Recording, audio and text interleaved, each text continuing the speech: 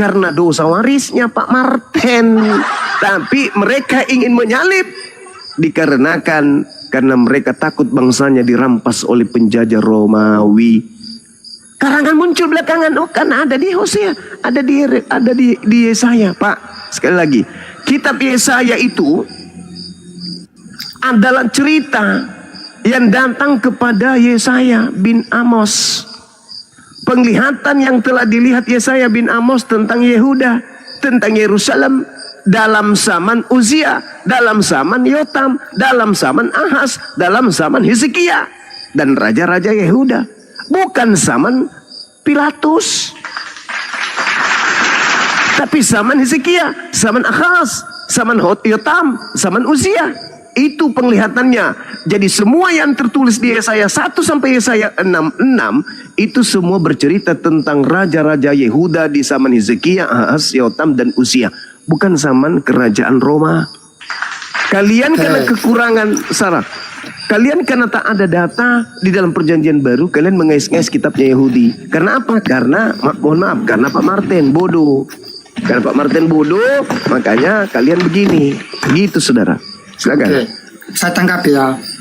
Bang Suma mengatakan bahwa kitab daripada Yesaya 1 sampai 66 tidak merujuk kepada nubuatan yang digenapi oleh Yesus Kristus. Oke, sekarang kita masuk Bang Suma.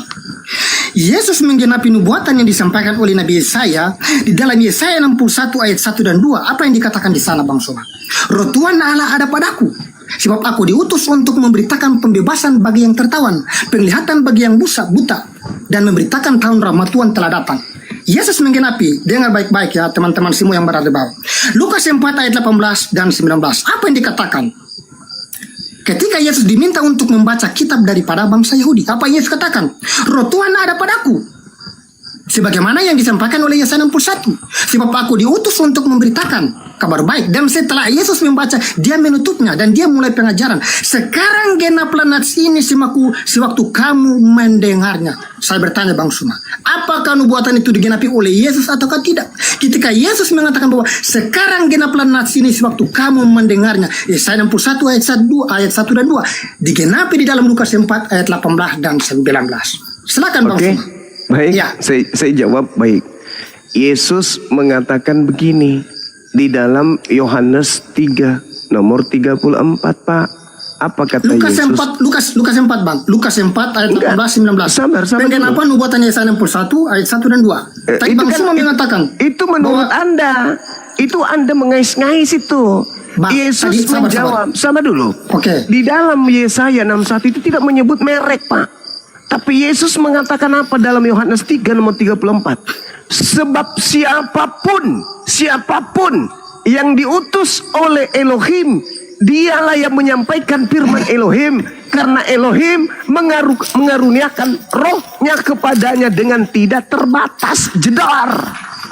Makanya saya katakan kepada saudara, Yesaya itu bercerita tentang raja-raja Yehuda, raja-raja Yerusalem. Harun, Saul, Salomo, Daud, bukan cuman Yesus. Dan lagi-lagi saya katakan kepada saudara, kalaupun Yesus punya roh Tuhan, kata Yesusnya, setiap orang yang diserahi tugas menyampaikan firman, maka Tuhan memberikan rohnya kepadanya dengan tidak terbatas. Ya, Yotam lah itu, Hezekia lah itu, Uzia lah itu, Gedeon lah itu, Saul lah itu, Salomo lah itu. Tetapi sangat disayangkan, Yesaya dari 1 sampai 66 tidak masuk kategori Yesus, Pak. Jangan Anda paksakan. Kitab Yesaya itu tidak bercerita tentang Yesus. Kalau Anda mengatakan Yesaya 61 itu Yesus sendiri sampaikan di dalam Yohanes 3:34. Siapapun yang diserahi tugas menyampaikan firman, maka kepadanya roh Tuhan datang tidak terbatas. Maka yang dimaksud Yosua 61 itu bukan Yesus. Lagi-lagi yang dibahasnya adalah Hezekia. Lagi-lagi yang dibahasnya adalah Ahaz. Lagi-lagi yang dibahasnya adalah Yotam. Lagi-lagi yang dibahasnya adalah Uzia dan raja-raja Yehuda. Siapa saja raja-raja Yehuda itu? Anda pikirkan, pernah nggak Yesus jadi raja? Tidak pernah. Jadi RT aja kagak. Tapi kalau Pak Martin jadi raja kan bodoh Pak Martin. Gitu saudara Jimmy. Jangan berguru ke Pak Martin, jangan. Anda jadi berguru. Juma. Oke, Kamu oke. sama saya, kamu kesurupan. Santai.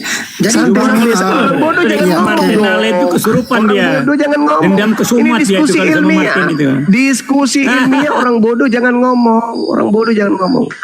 Orang bodoh tempatnya di kloset, bukan di sini.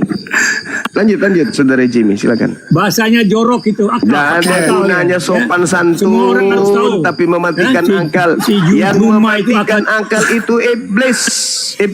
Yang mematikan akal itu iblis yang mematikan akal. akalnya merusak. Mematikan akal itu iblis, Pak Martin. Jangan ke sini, Pak. Di kloset, Pak Martin. Di kloset bawa kelereng, main kelereng di kloset, jangan di sini. Lanjut, saudara Jimmy, silakan. Iya, oke. Yesus datang untuk menggenapi semua yang tertulis tentang dia di dalam kitab Mazmur, kitab Musa, dan kitab para nabi. Tadi Bang Suma mengatakan bahwa Yesaya 1 sampai Yesaya 66 tidak merujuk kepada Yesus yang menggenapinya. Sekarang saya mulai bertanya, dia mati di antara penjahat sesuai yang Yesaya 53. Siapakah yang mati di antara penjahat? Bahkan tidak ada tulang yang dipatahkannya. Bahkan di atas tiang kayu pun dia mengatakan. Bahkan Yesaya yang sabar ya, ini Yesaya 10 ya. Yesaya 40:53 ayat yang ke-10 ya. Tadi Bang Sumo mengatakan bahwa ya, sabar saya baca dalilnya. Yesaya 53 ayat yang ke-10. Tetapi Tuhan berkehendak meremukan dia dengan kesakitan apabila ia menyerahkan dirinya sebagai korban penebus salah. Nah, tadi Bang Sumo mengatakan bahwa Yesus tidak dikatakan sebagai korban penebus salah. Nah, Yesaya 53 bagaimana Tuhan Allah yang menunjukkan kepada Nabi untuk menyampaikan bahwa Mesias itu dia akan datang, dia akan menyerahkan nyawanya dengan cara Tuhan meremukan dia dengan kesakitan. Dengan cara dia akan mati untuk menjadi korban penebus salah. Menjadi korban, menggantikan sebagaimana yang seremonial yang dilakukan oleh kaum Yahudi, yaitu domba jantan, burung tekukur, sebagaimana untuk penghapusan dosa pada kaum Yahudi. Anak domba Allah inilah yang dijanjikan Allah untuk menggantikan anak Abraham Ishak untuk menghapus dosa dunia. Dan ini Tuhan meremukan dia dengan kesakitan apabila ia menyerahkan nyawanya menjadi korban penebusan salah. Apa yang tidak digenapi oleh Yesus? Ketika dia mengikuti bahwa Eli lama sabaktani menggenapi nubuatan. Tidak ada tulang yang dipatahkan, lambungnya ditusuk, Sakaria 12 ayat 10. Dia mati di antara penjahat. Semua terselesai. Bahkan pada saat mengembuskan napas terakhir, Yesus mengatakan bahwa sudah selesai. Nubuat telah digenapi. Apa yang tidak digenapi? Jadi Bang Suma, saya minta ya kita berpikir logis ya untuk bagaimana melihat Yesus datang untuk menggenapi nubuatan-nubuatan yang telah dinubuatkan oleh ratusan tahun oleh para nabi. Dia mengatakan bahwa sudah selesai. Berarti semua telah digenapi. Dia datang sebagai utusan untuk menjalankan misi rencana Allah. Apa itu misi? Menyerahkan nyawanya untuk menghidupkan kembali. Tidak ada yang membunuhnya. Aku berhak menyerahkan dan berhak mengambilnya kembali. Itu tugas yang diterima daripada Bapa. Silakan Gurunda. Tetapi dia harus menderita sebagai hamba Tuhan yang menderita. Dia harus mengosongkan dirinya sebagai Galatia dikatakan dalam Galatia 6, kitab Galatia. Jadi ya teman-temannya, semua yang dilakukan oleh Yesus telah dinubuatkan dan nubuatan itu telah digenapi. Tidak ada yang tidak digenapi. Yesus mengatakan sudah selesai. Oke. Ya, silakan Pak. Ya, saudaraku, kalau Anda baca Matius 14, di situ menceritakan bagaimana Yohanes Pembaptis dibunuh. Kalau Anda baca di dalam Markus 1 nomor 14, di situ Yohanes ditangkap, dianiaya. Dan kalau Anda membaca Matius 23 khotbah Yesus, hai kamu ular-ular, hai kamu keturunan ular beludak, bagaimana mungkin kamu dapat meluputkan diri dari hukuman neraka? Sebab lihatlah, aku mengutus, kata aku di situ penambahan, diutusnya kemudian kepadamu nabi-nabi, orang-orang bijaksana dan ahli-ahli Taurat. Separuh di antara mereka kamu bunuh dan kamu salibkan. Yang lain akan kamu sesat di rumah-rumah ibadahmu. Katakan itu penambahan. Dan kamu aniaya dari kota ke kota, supaya kamu menanggung akibat penumpahan darah orang yang tidak bersalah, mulai dari Habel orang benar itu sampai Zakaria anak Bereknya. Dan kamu bunuh di antara tempat kudus dan mesbah. Aku berkata kepadamu, sesungguhnya semua ini akan ditanggung angkatan ini. Jadi Yesaya 53, dan manapun yang Anda ngais-ngais itu, Yesus pun membahasnya, yaitu para nabi, ahli Taurat, orang-orang bijaksana. Separuh kau bunuh, separuh kau salibkan. Itu yang diceritakan sendiri oleh Yesus, Pak. Bilur-bilurmu ditombak, ini, oh itu, pret. Anda hanya mencocok-cocokkan. Bukan hanya Yesus yang mengalami hal seperti itu. Dan yang mengalami hal seperti itu, yang nabi-nabi itu yang diceritakan, Yesus pun menceritakan itu. Tetapi terkait dengan yang disalibkan yang terakhir ini, bukan karena berjuang, bukan karena ingin mempertanggungjawabkan tugasnya sebagai Mesias bagi kaumnya Bani Israel, bukan.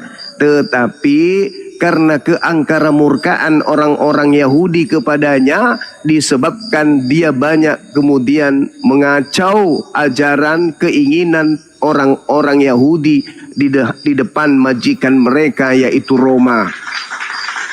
Maka mereka berkongkol-kongkol ingin membunuh Yesus. Setelah ingin membunuh Yesus, apakah Tuhan membiarkan? Tidak membiarkan. Lantas datang pengikut Paulus tuh, mengais-ngais. Wah, coba Anda lihat di dalam Yesaya begini dan bengono. Tak ada itu Pak cerita. Tanda Yesus yang mengatakan bahwa Yesaya 53 itu justru tidak akan membiarkan orang-orang Yahudi lolos dari api neraka jahanam. Hai kamu keturunan ular-ular, hai kamu keturunan ular beludak, bagaimana mungkin kamu dapat melepaskan diri dari hukuman neraka? Sebab separuh dari nabi-nabi kau bunuh. Jadi bagaimana mungkin membunuh Yesus itu bisa meloloskan orang masuk surga? Bagaimana mungkin membunuh Yesus kalau Yesus yang dibunuh itu meloloskan orang dari api neraka? Namun Yesus sendiri mengatakan, nabi yang dibunuh dan kamu imani, kau akan tanggung. Dan ini akan ditanggung oleh angkatan ini. Sesungguhnya semua ini akan ditanggung oleh angkatan ini. Apa itu? Mereka tidak akan lolos dari api neraka. Terus Anda datang nih belakangan, oh Yesus mati loh. Untuk apa? Untuk nebus dosa. Pret. Jangankan Yesus, orang-orang terdahulu para nabi ketika dibunuh, yang menanggung siapa pembunuhannya? Keturunan ular-ular. Kenapa mereka menanggung? Karena mereka keturunan ular-ular pun ketika datang nabi terakhir kepadanya pun dia berusaha untuk membunuhnya. Maka apa yang terjadi kata Yesus? Yerusalem, Yerusalem, engkau yang membunuh nabi-nabi dan melempari dengan batu orang-orang yang diutus kepadamu. Berkali-kali aku rindu mengumpulkan anak-anakmu, sama seperti induk ayam mengumpulkan anak-anak di bawah sayapnya. Tetapi kamu tidak mau. Kamu tidak mau. Aku diutus lagi nih, utusan terakhir kepada kalian. Kalian tak mau, kalian malah ingin membunuhku. Apa kata Yesus? Lihatlah rumahmu ini akan ditinggalkan dan menjadi sunyi. Dan aku berkata kepada kalian, mulai sekarang kamu tidak akan melihat aku lagi, hingga kamu berkata, diberkatilah dia yang datang dalam nama Tuhan. Halilintar. Jadi bagaimana mungkin Kristen bisa selamat dengan penyaliban, sedangkan Yesus bersumpah di hadapan orang-orang Yahudi, engkau wahai ular beludak, hai orang Farisi, hai engkau ahli Taurat, hai orang-orang yang celaka, celakalah kamu, celakalah kamu, celakalah kamu. Bagaimana mungkin kamu bisa lolos dari api neraka disebabkan kamu membunuh sebagian? Datang Kristen, gara-gara Yesus dibunuh kita selamat. Gimana ceritanya itu Pak? Yesus mengecam para pembunuh tidak lolos dari neraka. Datang Anda, terima kasih wahai pembunuh Yesus, berkat kalian kami masuk surga. Apa bisa kayak gitu? Tidak bisa, Pak. Jadi berhenti memperbodoh diri dengan mengais-ngais kitabnya orang Yahudi, karena semua akan dibantah oleh Yesus. Yesus sendiri mengecam, "Hai kau ular-ular, hai orang Farisi yang buta, bersihkanlah dahulu sebelah dalam cawan itu, maka sebelah luarnya juga akan bersih. Celakalah kamu hai ahli Taurat, celakalah engkau wahai orang Farisi, selamatlah kau orang Yunani, selamatlah engkau wahai orang Athena, selamatlah engkau wahai orang Belanda, selamatlah engkau wahai orang Indonesia." Pret! Tuan rumah aja disebut celaka. Karena apa? Karena mereka hanya keturunan para pembunuh, para nabi. Terus Yesus sebagai nabi dibunuh lagi, tidak celaka? Wah, celaka dong. Terus Kristen tidak celaka? Celakalah. Makanya Yesus mengatakan, pada hari terakhir nanti banyak orang berseru kepadaku, Tuhan, Tuhan, bukankah kami bernubuat, mengusir setan, bermujizat pakai namamu? Saat itulah aku, Yesus, akan berterus terang kepada Kristen, enyahlah daripadaku, aku tidak mengenal kalian. Kalian semua adalah pembuat kejahatan.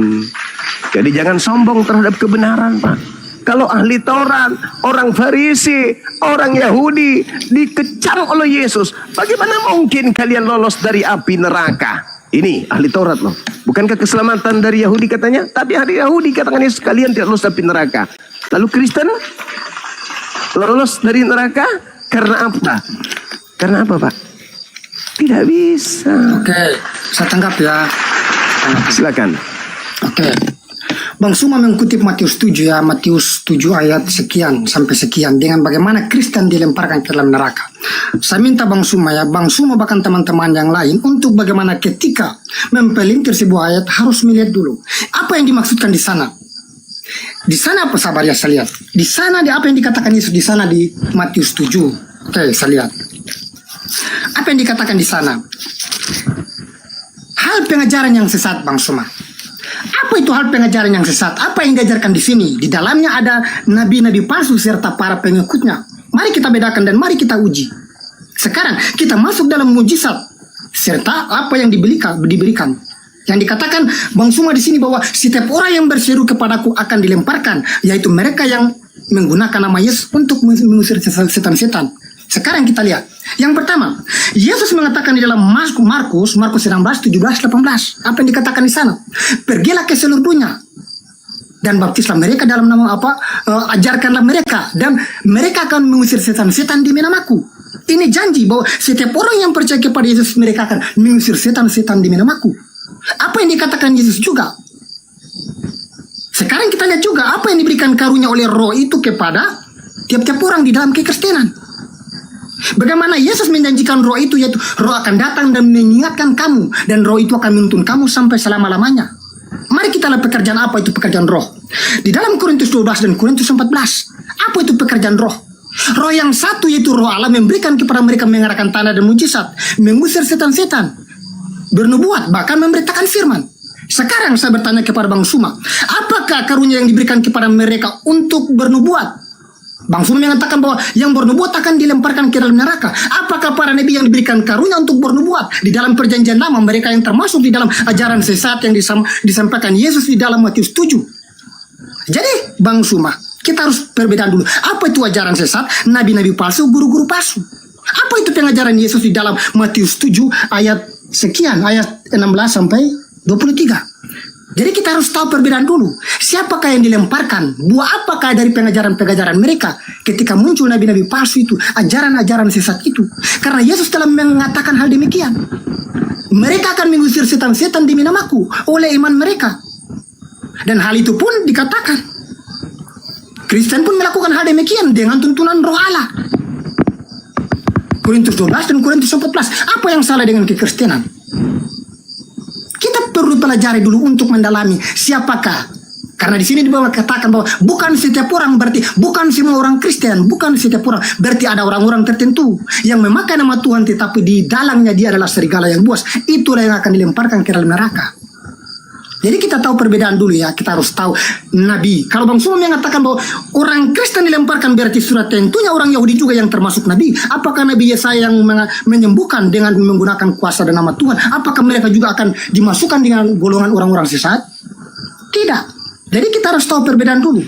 Siapakah yang dilemparkan? Siapakah buah dari pemberitaan itu yang akan dilemparkan? Itu Bang Suma, silakan. Oke. Saya kasih data kepada saudara ya.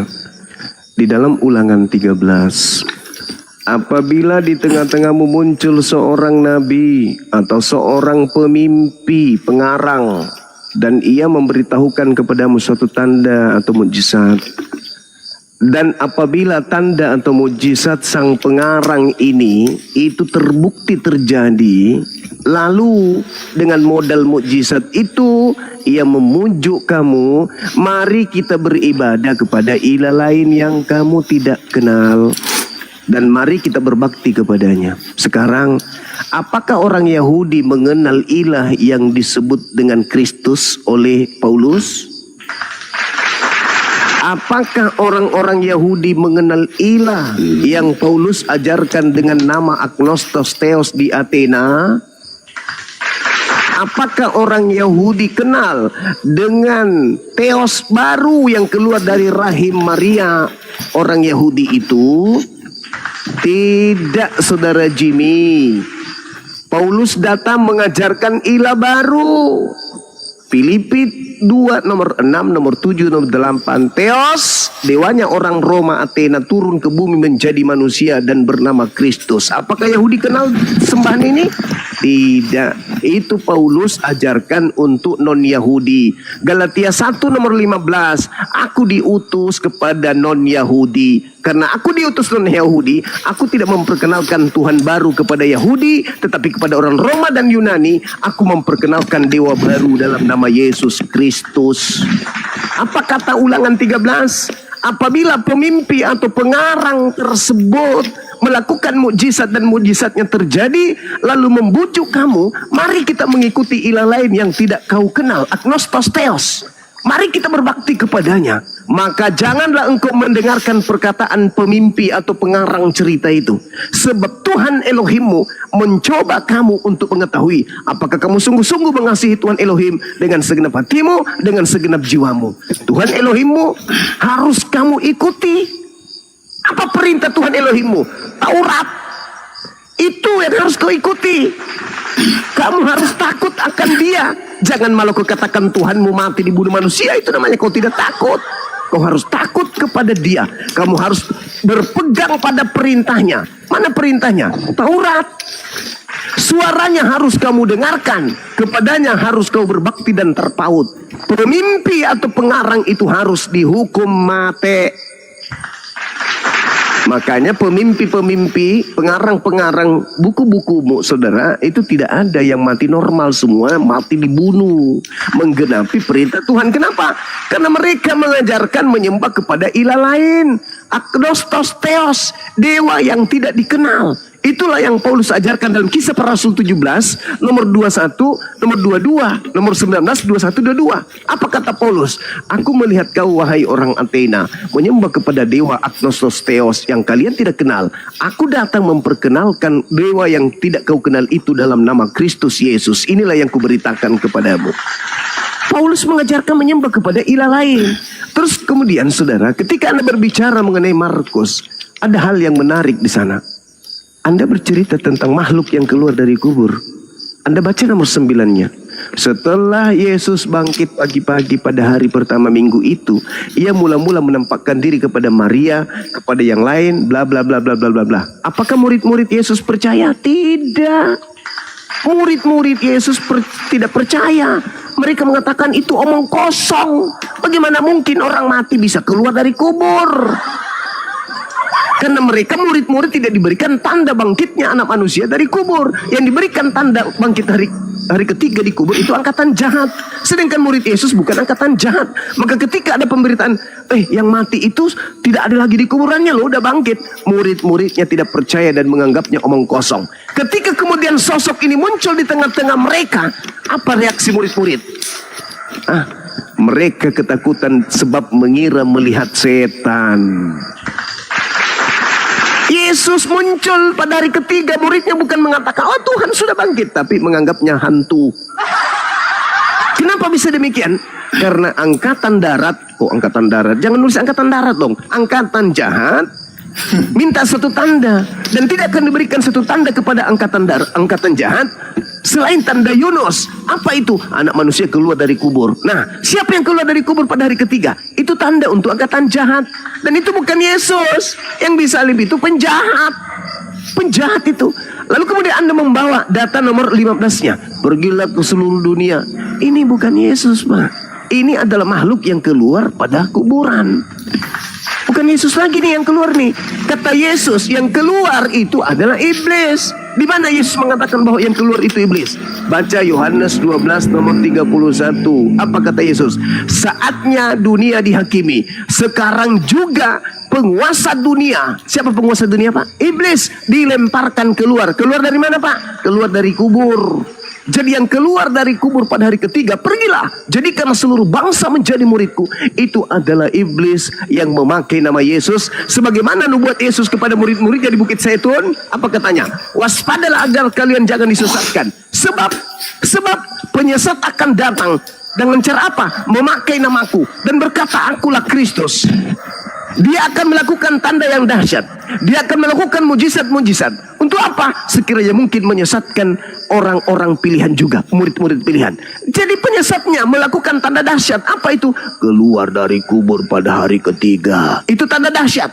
Melakukan mujizat-mujizat setelahnya. Itulah tanda-tanda Kristus palsu. Sebab Kristus palsu akan datang melakukan tanda yang dahsyat. Mujizat-mujizat. Sekiranya mungkin menyesatkan murid-murid pilihan juga. Jadi yang keluar dari kubur pada hari ketiga itu adalah Kristus palsu yang melakukan tanda dahsyat, melakukan mujizat. Untuk apa? Menyesatkan banyak orang. Pergilah ke seluruh dunia, jadikan seluruh muridku, seluruh bangsa menjadi muridku. Padahal Yesus mengajarkan dalam Matius 10 nomor 5 nomor 6, Yesus berpesan kepada ke-12 muridnya agar jangan ke bangsa lain. Jadi yang keluar dari tanah mengajar ke bangsa lain ini siapa? Bukan Yesus, tapi iblis yang memakai nama Yesus. Waspadalah kepada iblis yang datang kepadamu, memakai namaku dan berkata akulah Kristus. Mereka akan menyesatkan banyak orang. Pertanyaan saya, berhasil tidak penyesat? Menyesatkan banyak orang dalam nama Yesus Kristus. Dan apa nama gelar pengikut Yesus Kristus palsu ini yang adalah iblis? Apa nama gelarnya? Hindu, Buddha, Islam, atau Kristen? Silakan Anda renungkan. Oke, baik. Saya tangkap ya, teman-teman. Oke, yang pertama teman-teman ya, Bang Juma mengatakan bahwa yang dinantikan kaum Yahudi itu ialah ilah lain. Oke, Bang Suma. Kok Bangsa jadinya kesana, Bang? Ya, Orang Yahudi, sabar, Bang. maaf. Orang Yahudi tidak pernah menantikan ilah lain, Pak. Tadi Bang Suma mengatakan, Paulus yang datang mengajarkan ilah lain. Ulangan 13, perintah Tuhan kepada Yahudi, bunuh orang yang mengajarkan kau menyembah kepada ilah baru. Ilah baru itu Yesus Kristus yang keluar dari kubur. Siapa yang mengajarkan itu kata Tuhan, bunuh. Jangan kau berasa kasihan sama dia. Makanya semua penulis Bible dibunuh, Pak. Oke, giliran saya. Kita pakai waktu boleh. Bang Suma mengatakan bahwa Paulus mengajarkan bahwa kaum Yahudi menantikan ilah lain. Oke, sekarang kita lihat. Kok menantikan, Pak? Siapa yang bilang menantikan? Tadi awal Bang Suma mengatakan bahwa kaum Yahudi, ya memang mereka tidak menantikan ilah lain. Mereka diajarkan, Pak, diperingati. Apabila ada pengarang datang kepadamu, mengajak kamu menyembah kepada ilah yang kamu tidak kenal, jangan kau merasa kasihan, tapi bunuhlah dia. Itu ulangan 13, Pak. Coba dibaca. Oke. Abad pertama muncul Paulus mengajarkan menyembah kepada ilah baru namanya Kristus. Perintahnya bunuh. Paulus dibunuh gak? Bunuh, mati dia. Lanjut. Oke. Bang Juma, kaum Yahudi menanti kedatangan Sang Mesias ya, sebagaimana yang disampaikan oleh para nabi. Itu bukan ilah lain. Mereka menanti kedatangan Sang Mesias. Siapa itu Mesias? Dikatakan dalam Yesaya 9 ayat 5. Allah yang perkasa, Bapa yang kekal, Raja damai. Dia akan lahir.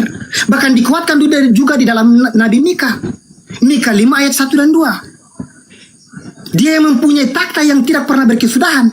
Disampaikan juga oleh Nabi Daud di dalam Mazmur 90 ayat 2. Bahkan Mazmur 93 ayat 2. Bahwa Mesias itu takhta yang tidak pernah berkesudahan. Itulah yang mereka menantikan. Yaitu mereka menantikan bahwa yang datang itu adalah bukan ilah lain, tetapi Allah yang menjadi manusia. Mesias yang mereka nantikan. Yesus datang dan menggenapi. Sebagaimana tadi awal sudah kita katakan. Yesaya 61 ayat 1 dan 2. Yesus menggenapinya di dalam Lukas 4, 18 dan 19. Apakah mereka menanti ilah lain? Yesus mengatakan di dalam Yohanes 4 ayat 26, akulah dia. Apakah itu ilah lain yang dinantikan oleh kaum Yahudi? Apakah nubuatan itu bernubuat tentang yang datang itu bukan Mesias, bukan anak Allah yang datang menjadi manusia? Apakah dia itu ilah lain? Apakah dia itu Allah lain? Bukankah juru selamat yang mereka nantikan, Mesias dan Kristus yang mereka nantikan? Apakah itu ilah lain? Dan ketika Yesus datang di tengah-tengah mereka dan mengatakan bahwa akulah dia, apa yang terjadi? Terjadi penolakan kepada dia. Tetapi saat yang bersamaan dia mengatakan bahwa akulah Mesias. Kepada Rasul juga dia mengatakan, Lukas 9 ayat 20, engkau Mesias dari Allah.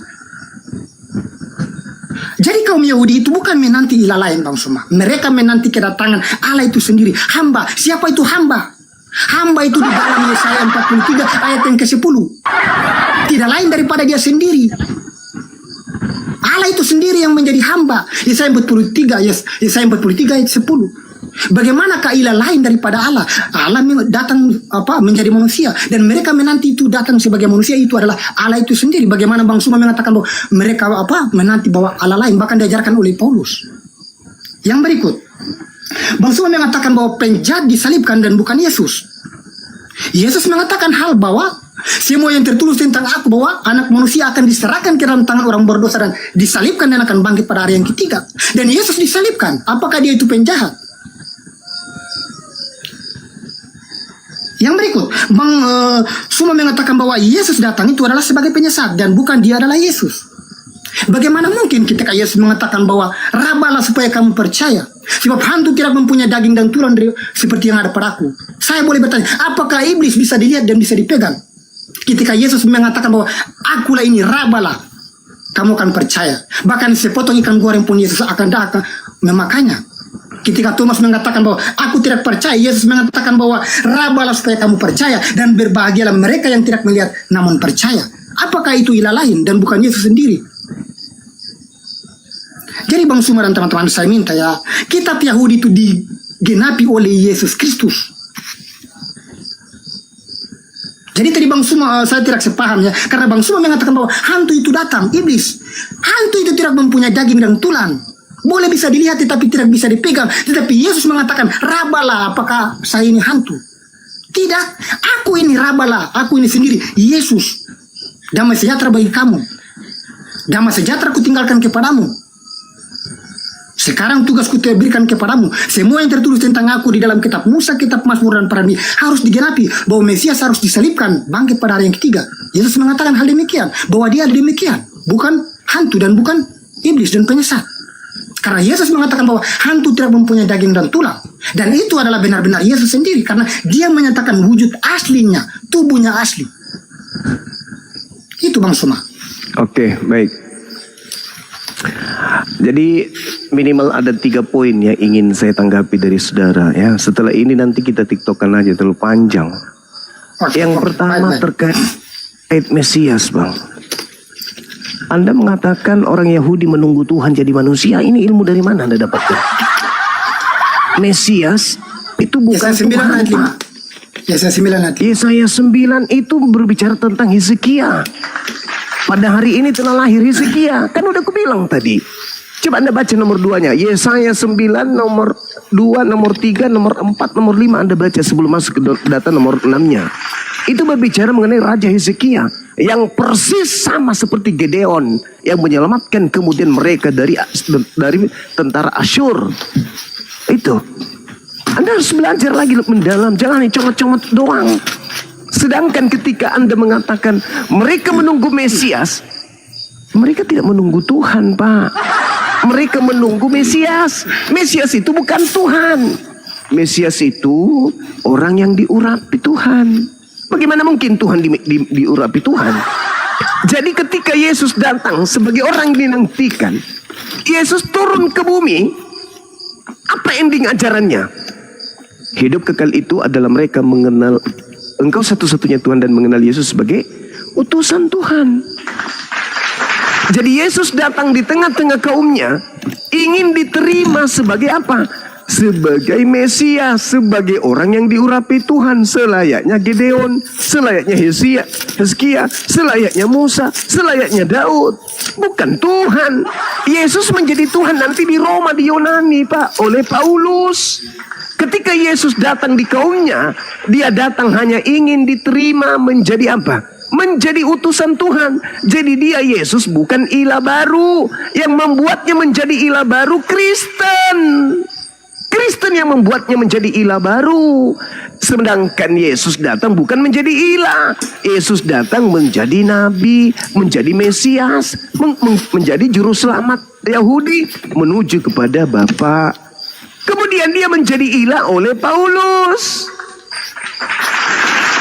Pauluslah yang melantik Yesus menjadi ilah. Roma 14 nomor 9. Untuk itulah Yesus mati agar ia dibangkitkan untuk menjadi ilah baru. Makanya Paulus ketika datang ke Roma Athena, baca Kisah para Rasul 17, ketika Paulus sampai di sana, Paulus mengatakan kepada orang Athena, kalian telah menyembah dewa yang kalian tidak kenal. Aku datang memperkenalkan dewa yang tidak kalian kenal itu, yaitu Agnostos Theos dalam nama Kristus Yesus. Maka ilahnya orang Roma, ilahnya orang Athena, ilahnya orang Yunani, ilahnya orang Kristen dengan ilahnya orang Yahudi itu berbeda, Pak. Itulah ilah baru yang tidak disembah oleh orang Yahudi sampai hari ini. Itu yang pertama. Kemudian ketika Yesus mengatakan, sebab aku berkata kepadamu, ada kerajaan Elohim, bahwa kerajaan Elohim akan diambil kepadamu dan akan diberikan kepada suatu bangsa yang akan menghasilkan buah kerajaan itu. Jadi kerajaan Daud, Yakub, Salomo itu tidak pernah berkesudahan, Pak, sampai hari kiamat. Tapi bukan di tengah-tengah Bani Israel lagi, tapi diambil dan diberikan kepada bangsa lain yang menghasilkan buah kerajaan itu. Siapa itu? Dinul Islam. Kerajaannya sudah 1400 tahun, tidak pernah memudar, bahkan semakin hari semakin bercahaya. Itulah kerajaan yang diberikan dari bangsa Israel kepada bangsa Ismail, yang membuahkan buah, yang menghasilkan buah dari kerajaan itu. Apa itu? Seluruh bangsa akan datang memuliakan Nabi Ibrahim alaihissalam. Seluruh bangsa akan datang untuk sujud menyembah kepada pencipta langit dan bumi. Eloa Abraham, Eloa Ismail, Eloa Isa, Eloa Yakub, Eloa Musa, Eloa Isa. Itu yang betul. Sedangkan kalian bergeser jauh menyembah kepada dewa Athena. Gak nyambung banget. Kemudian apalagi yang terakhir tadi yang Anda sampaikan itu? Banyak hal yang pada intinya Anda mengatakan bahwa Yesus datang bukan untuk menyesatkan. Sorry, memang Yesus bukan datang menyesatkan. Tapi Yesus berkata kepada Yahudi, sekali lagi kepada Yahudi, bukan kepada Kristen. Wahai orang Yahudi, waspadalah kepada setan yang datang kepadamu memakai namaku. Setan ini akan menyesatkan banyak orang dalam namaku. Sekarang siapa agama di luar Yahudi yang memakai namaku? Memakai namaku tapi bukan Yahudi. Itulah dia yang menyesatkan banyak orang. Pahami itu, Pak. Yesus berkata dalam Matius 24 kepada muridnya, waspadalah agar kalian jangan disesatkan, sebab akan datang penyesat, yaitu iblis. Ingat saudara, Anda bertanya apakah iblis bisa dipegang? Apakah hantu bisa dipegang? Bisa, Pak, apabila iblisnya merasuki orang. Sekarang iblis merasuki makhluk yang ada di kuburan, bangkit pada hari ketiga. Bisa nggak? Bisa. Apa buktinya? Yesus sendiri menyebut Petrus sebagai iblis. Yesus sendiri menyebut Yudas sebagai iblis, padahal mereka nyata-nyata manusia. Lalu kemudian ketika datang, inilah tanganku, inilah kakiku, rabalah aku. Loh, itu kan untuk membuktikan bahwa orang ini bukan hantu, bukan orang ini adalah Tuhan. Kan murid-muridnya mengira hantu dan mereka tidak percaya itu Yesus. Mereka ragu, dia tidak yakin ini guru saya ini. Kenapa? Coba Anda lihat di dalam Lukas 24 nomor 9, 10, 11, 12. Apa yang terjadi di sana? Murid-murid tidak percaya. Tidak percaya dan mengatakan itu adalah omong kosong. Bahkan kalau Anda lihat di Markus 16 nomor 20, nomor 12 apa katanya? Yesus menampakkan diri dalam rupa yang lain. Anda baca dalam Matius 28 nomor 17, nomor 18. Murid-muridnya ragu, tidak percaya kalau itu adalah gurunya. Kenapa? Karena gurunya tidak pernah mengajarkan dia akan keluar dari kubur. Ketika ditanya, "Guru, apa tanda kedatanganmu?" Apa kata Yesus? "Aku datang dengan tanda di tengah langit. Aku akan tampil di tengah langit, bukan di tengah kuburan." Tanda untuk tampil di tengah kuburan itu Matius 12. Untuk angkatan jahat, untuk angkatan benar tampil di tengah langit. Jadi angkatan jahat diberi tanda, anak manusia tampil di tengah kuburan. Untuk angkatan benar, anak manusia akan tampil di tengah langit. Yang datang kepada Kristen, tanda apa? Yang bangkit di tengah kuburan. Berarti angkatan jahat. Itu fakta. Nah, sekarang muncul pertanyaan saya sekali lagi. Ketika Yesus mengatakan, "Waspadalah kepada iblis yang datang kepadamu memakai namaku dan berkata, akulah Mesias, akulah Kristus." Dia akan menyesatkan banyak orang. Pertanyaan saya, berhasil tidak iblis datang memakai nama Yesus menyesatkan banyak orang? Kalau berhasil, mana banyak orang pengikut Kristus yang adalah iblis itu? Apa nama gelar mereka? Kalau tidak berhasil, berarti nubuat Yesus adalah dusta. Dengan kata lain, Yesus pembohong. Mana yang Anda pilih? Berhasil, iblis menyesatkan banyak orang dalam nama Yesus Kristus, atau Yesus itu adalah pembohong besar? Silakan. Oke, baik. Yang pertama ya, ilah lain. Oke, sekarang kita lihat ya, teman-teman semua. Apakah Yesus Mesias atau hamba Tuhan atau Immanuel atau juru selamat yang dinantikan oleh kaum Yahudi? Dia itu adalah hamba itu, apakah dia di luar daripada Allah ataukah tidak? Mari kita buktikan. Yesaya 43 ayat yang ke-10. Ini berbicara apakah yang diutus sebagai seorang hamba itu, apakah dia di luar daripada Allah ataukah dia adalah Allah itu sendiri. Sekarang kita lihat, saya baca ya. "Kamu inilah saksi-saksiku, demikianlah firman Tuhan. Dan hambaku," ini hamba ya, "hambaku yang telah kupilih, supaya kamu tahu dan percaya kepadaku dan mengerti bahwa aku tetap dia." Ingat, hamba yang kupilih itu bahwa aku tetap dia. Siapakah aku tetap dia? Hamba itu adalah dia itu sendiri. Yesaya 43 ayat yang ke-10. Jadi hamba itu bukan merujuk kepada ilah lain, Bang Suma. Bukan merujuk kepada suatu nabi yang datang. Allah itu sendiri, hambaku yang kupilih itu, aku tetap dia. Kita harus mengerti itu. Yesaya 43 ayat yang ke-10 ya. Itu Tuhan Allah mengatakan dengan sendiri bahwa hambaku. Ini yang kita tidak paham tentang siapakah itu hamba. Kadang kita mengatakan bahwa hamba itu adalah di luar daripada Allah. Hamba yang menderita itu adalah utusan seorang nabi. Apa yang dikatakan di sini dijelaskan oleh Tuhan Allah sendiri kepada Nabi Yesaya. "Lihat hambaku yang kupilih dan aku tetap dia dan tidak ada Allah lain." Allah sendiri mengatakan bahwa hamba itu, dan hamba itu siapa kalau bukan Yesus yang menderita? Apa yang dikatakan di dalam kitab Galatia? Yang walaupun mengambil rupa kesetaraan dengan Allah, dia telah mengosongkan dirinya dan sama seperti manusia, bahkan taat sampai mati di atas tiang kayu salib. Bahkan di dalam Kolose 2 ayat yang ke-9, walaupun di dalam jasmania terpenuhi kepenuhan kealahan, hamba inilah adalah Yesus yang dikatakan bahkan hamba ini adalah dia sendiri. Bagaimana Bang Suma mengatakan bahwa ilah lain yang dinantikan dan ilah lain itu adalah Yesus, bukan Allah itu sendiri? Udah?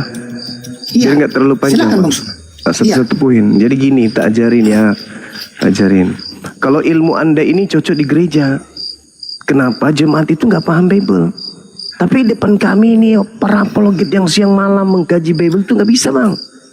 Yesaya 43 itu berbicara tentang seruan Tuhan kepada Yakub. Yakub yaitu ya Israel. Makanya perikopnya Israel sebagai saksi Tuhan. Hamba yang dimaksud di situ Yakub. Makanya Anda baca nomor 1. Tetapi sekarang beginilah firman Tuhan yang menciptakan engkau, hai Yakub, yang membentuk engkau, hai Israel. Jangan Anda mengatakan itu adalah Yesus, Pak. Aduh, di gereja cocok.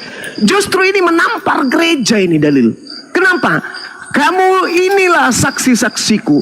Demikianlah firman Tuhan. Dan hambaku yang telah kupilih. Siapa? Yakub. Supaya kamu tahu dan percaya kepadaku dan mengerti bahwa aku tetap dia. Dia siapa? Eloah Abraham.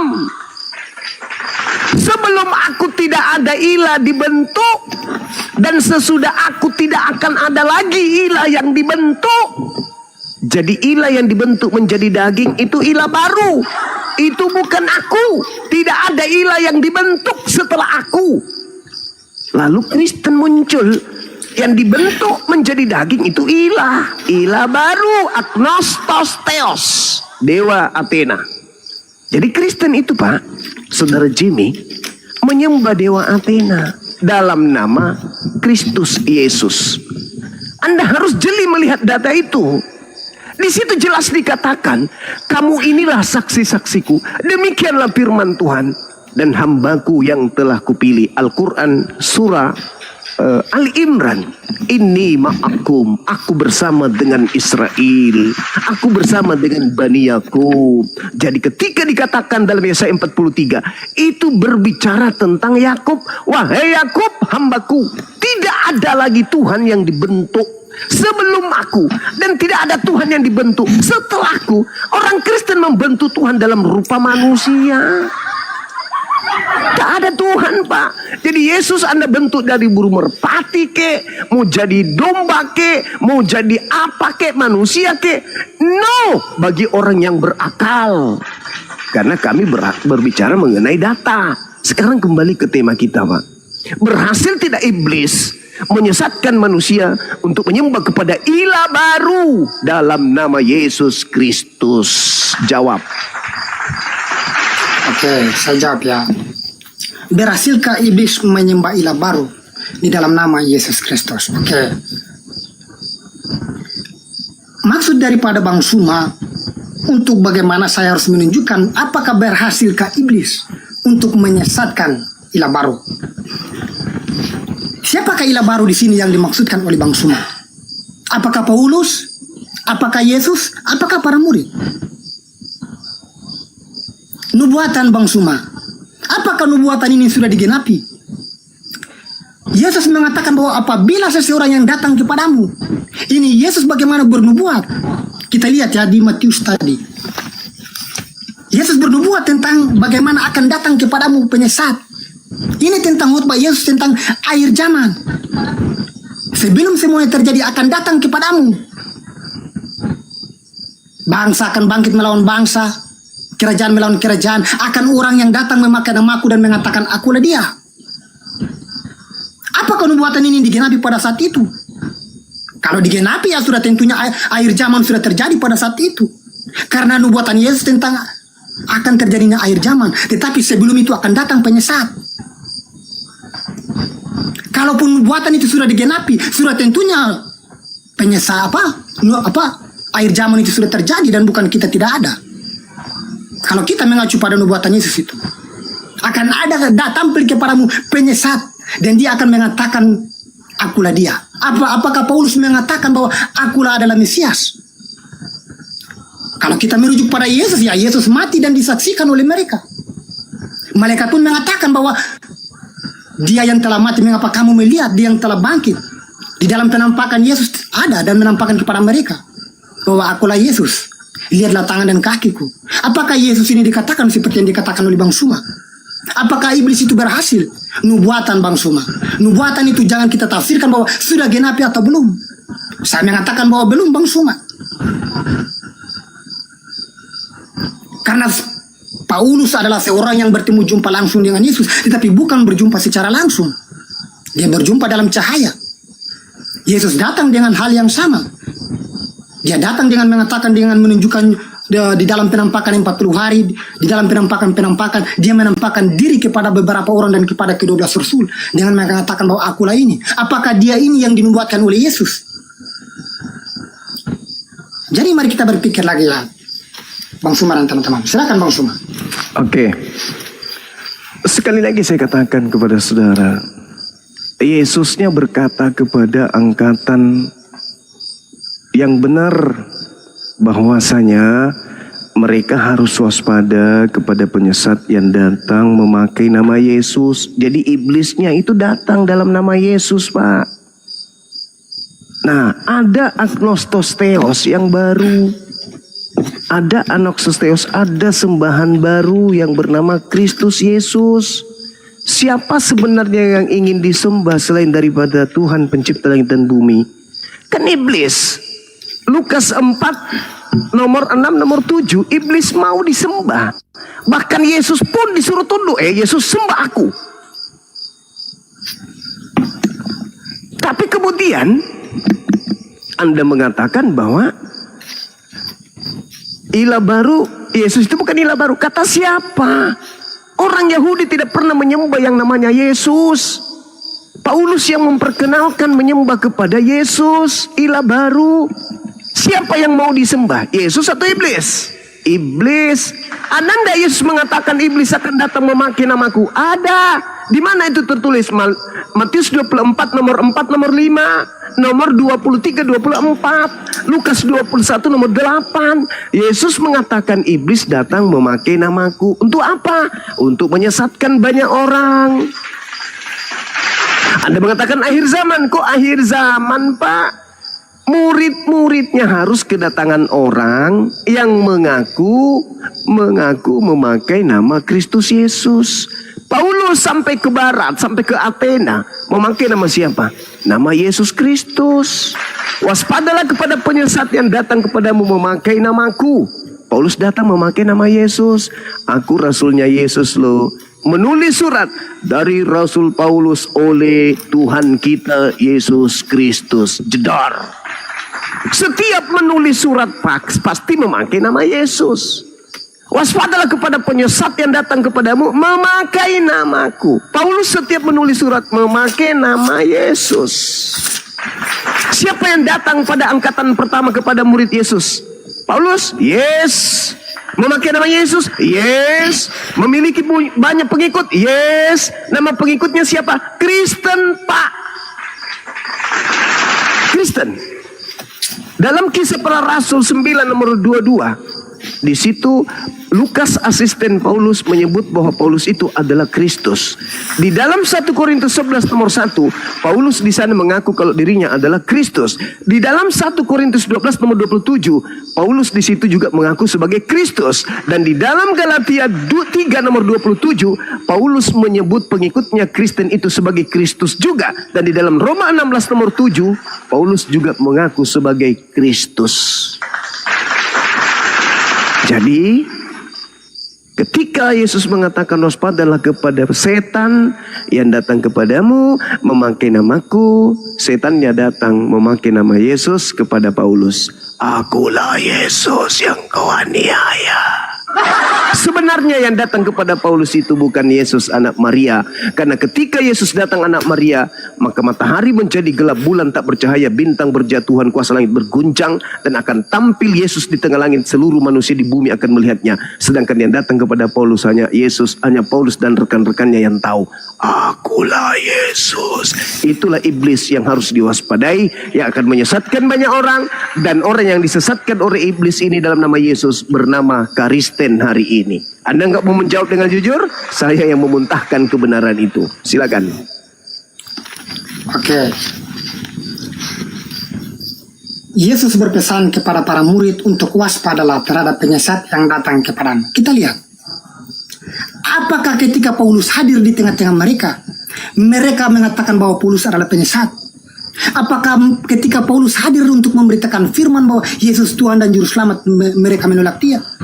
Apa yang dikatakan di dalam Galatia 2 ayat yang ke-8, 9. Dan setelah melihat kasih karunia yang dianugerahkan kepadaku, maka Yakobus, Kefas dan Yohanes yang dipandang sebagai guru jemaat berjabat tangan dengan aku dan dengan Barnabas sebagai tanda persekutuan, supaya kami pergi kepada orang-orang yang tidak bersunat dan mereka kepada orang-orang yang bersunat. Apakah nubuatan ini digenapi oleh mereka dan mereka tahu bahwa Paulus yang adalah penyesat? Tidak. Mereka menanti dan mereka percaya bahwa mujizat yang diberikan oleh Tuhan kepada Paulus adalah benar-benar daripada Tuhan. Kalaupun saja mereka menanti pernyataan Yesus tentang nubuatan penyesat yang akan datang itu adalah Paulus, buat apa mereka menolak dia? Dengan kuasa siapakah Paulus mengatakan hal itu? Dan dikatakan juga di dalam Galatia 1 ayat 15, tetapi waktu ia yang telah memilih aku sejak dalam kandungan ibuku dan memanggil aku oleh karunia-Nya, karena menyatakan anaknya di dalam aku, supaya aku memberitakan dia di antara bangsa-bangsa bukan Yahudi. Jadi kepada para rasul memberitakan kabar di dalam kaum Yahudi, Rasul Paulus memberitakan firman kepada di luar Yahudi. Dan mereka menerima dia. Apakah nubuatan itu digenapi oleh Rasul Paulus dengan Yesus mengatakan bahwa dia itu adalah yang dinubuatkan? Mereka menerima dia. Dengan mereka mengatakan bahwa engkau adalah bagian daripada kami. Dan sama-sama mereka memberitakan. Ketika terjadi pertentangan Paulus dan Barnabas, Paulus pergi ke Syria Kilikia dan Barnabas pergi ke Siprus. Jadi teman-teman, kita melihat bagaimana nubuatan Yesus tentang kedatangan si penyesat ini. Apakah ketika dia hadir di tengah-tengah para rasul dan pada saat Paulus ada di tengah-tengah mereka, mereka mengatakan bahwa nubuatan Yesus telah digenapi oleh Rasul Paulus, apakah dia itu penyesat? Tidak. Mereka menerima dia. Kisah Galatia 2 ayat 9 tadi. Mereka berjabat tangan dengan dia. Bahkan mereka bersama-sama untuk memberitakan bahwa kabar bahwa Yesus adalah Tuhan dan Juru Selamat. Apakah nubuatan Yesus tentang penyesat itu? Para murid menanti dan mereka telah menggenapi, tetapi mereka tidak percaya tentang janji itu. Tidak. Mereka menanti janji itu, tetapi mereka percaya bahwa Paulus itu adalah seorang rasul yang diutus oleh Allah. Diutus oleh Yesus. Jadi gimana Bang Suma, ketika kita melihat bahwa Yesus bernubuat tentang kedatangan penyesat, para murid sudah tentunya kalau tahu Paulus adalah penyesat, sudah tentunya mereka tidak menolak. Mereka menolak dia, tetapi mereka berjabat tangan dan menerima pelayanannya. Dan mereka sama-sama. Iya, silakan Bang Suma. Oke, saudara, thank you. Apakah nubuatan itu tergenapi? Tergenapi dong. Kan Yesus mengatakan waspada. Kalau ente tidak waspada, ente disesatkan. Kalau Anda mengatakan murid menerima Paulus, berarti mereka nggak waspada. Karena Yesus sudah mengatakan, waspadalah kepada penyesat. Ente tidak waspada, ya ente disesatkan. Jadi kalau murid menerima Paulus, berarti murid disesatkan. Karena Yesus mengatakan apa? Matius 24, nomor 23-24. Sebab, jika apabila ada orang berkata ada Mesias di padang gurun, ada Mesias di dalam bilik, jangan kamu percaya. Sebab, Kristus palsu dan nabi-nabi palsu akan datang melakukan tanda yang dahsyat dan mujizat-mujizat. Sekiranya dia akan menyesatkan murid-murid pilihan juga. Tergenapi enggak? Kalau ada murid yang percaya kepada Paulus, berarti tergenapi, paman. Waspadalah agar kau jangan disesatkan. Anda bangga, murid-muridnya percaya kok, berarti sudah disesatkan. Lalu kemudian ketika Anda mengatakan Paulus itu dipilih dari sejak dalam rahim ibunya, betul. Tapi permasalahannya sekarang Anda pun harus tahu bahwa penyesat memang sudah dipilih dari sejak dalam rahim ibunya. Di mana dalilnya? Mazmur 58 nomor 3. Penyesat-penyesat, orang-orang fasik, pengkhianat, pendusta-pendusta, pembohong-pembohong itu sudah terpilih dari kandungan ibunya. Aku dipilih dari sejak dalam kandungan ibuku. Kalau ente dipilih menjadi orang benar, kenapa ente tidak mewakili Yesus? Kenapa ente tidak menjadi pengawal Yesus? Kenapa ente tidak menjadi sekretarisnya Yesus ketika Yesus kemudian ingin dihancurkan oleh orang-orang Yahudi? Ente kemana? Katanya dipilih jadi rasul dari sejak dalam rahim ibu. Yang benar ente dipilih dari jadi penyesat dari sejak dalam rahim ibu.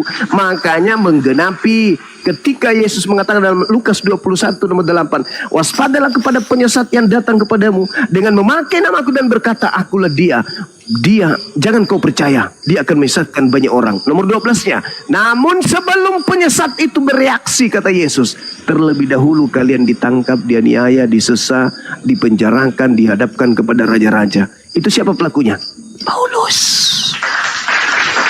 Penyesat sebelum itu terjadi, kata Yesus, terlebih dahulu kau ditangkap.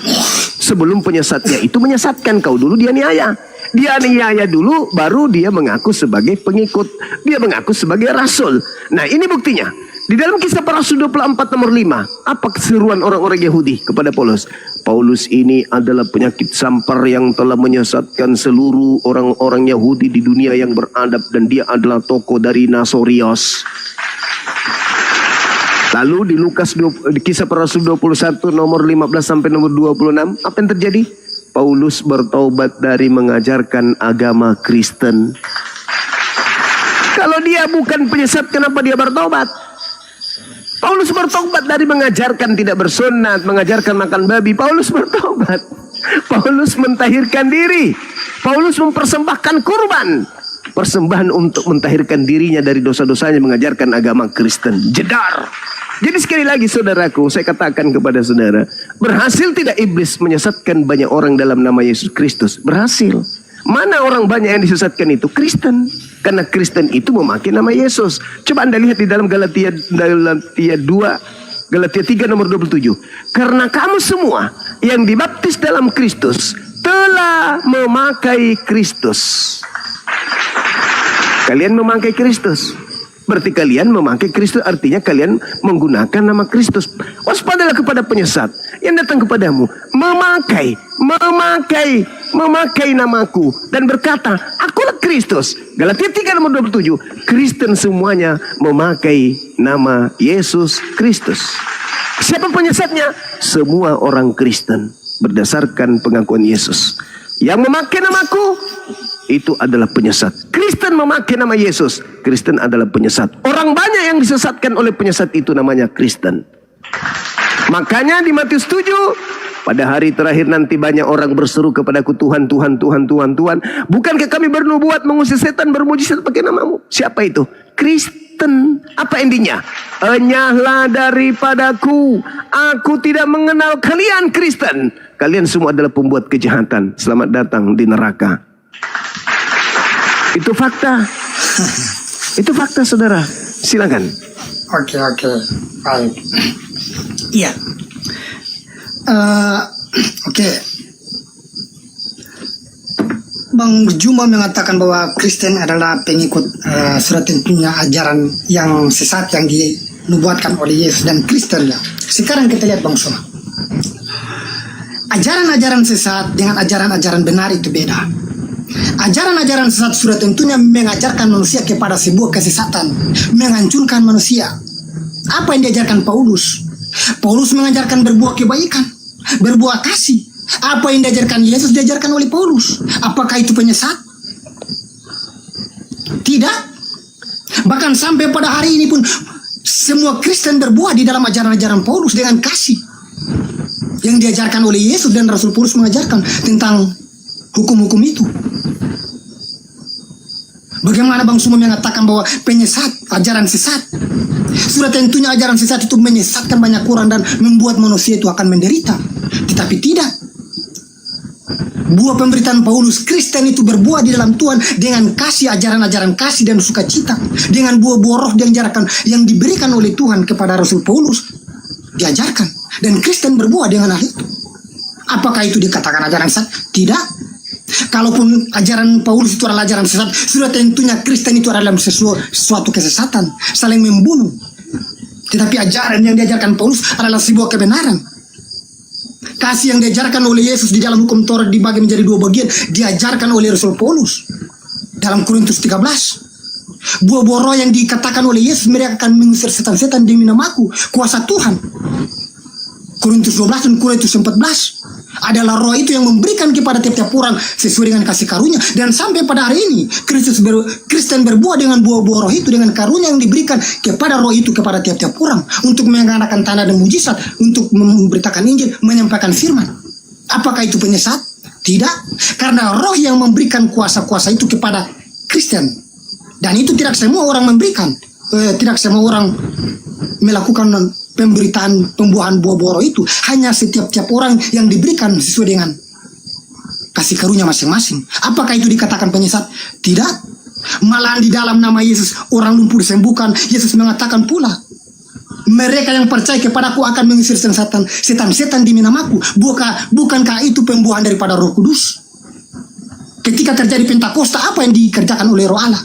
Para murid mengadakan tanda-tanda dan mujizat dengan menggunakan kuasa Allah, dengan Roh Allah. Sampai pada hari ini, Roh yang sama memberikan kepada tiap-tiap orang untuk melakukan perintah dan karunia tersebut. Dan Kristen melakukan hal itu, memberitakan firman, mengadakan tanda dan mujizat. Apakah itu disebut penyesat? Tidak. Semua yang diajarkan Paulus berbuat kebaikan karena bersumber daripada Yesus. Dan kuasa-kuasa daripada Yesus itu, Roh Allah itulah yang diberikan kepada kekristenan. Dan itu jelas nyata sampai pada hari ini. Dan Rasul Paulus pun mengatakan bahwa Allah telah mengurniakan hidup kekal di dalam anaknya, dan siapa percaya kepada anak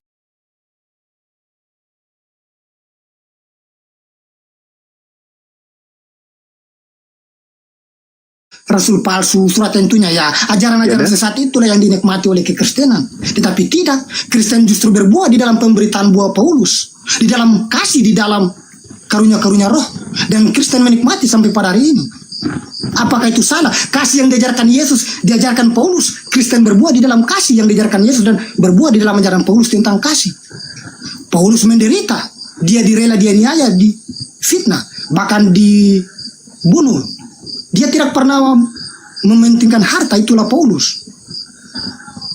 Dari kita berpikir lagi Bang Sobat, kita berpikir lagi tentang pernyataan Yesus tentang waspadalah, tentang yang akan datang kepadamu penyesat-penyesat itu. Oke. Ya, Jadi gini saudara, Anda cerminannya kemudian Paulus mengajarkan kasih, mengajarkan kebaikan. Sama seperti iblis. Iblis juga begitu. Ketika datang kepada Adam,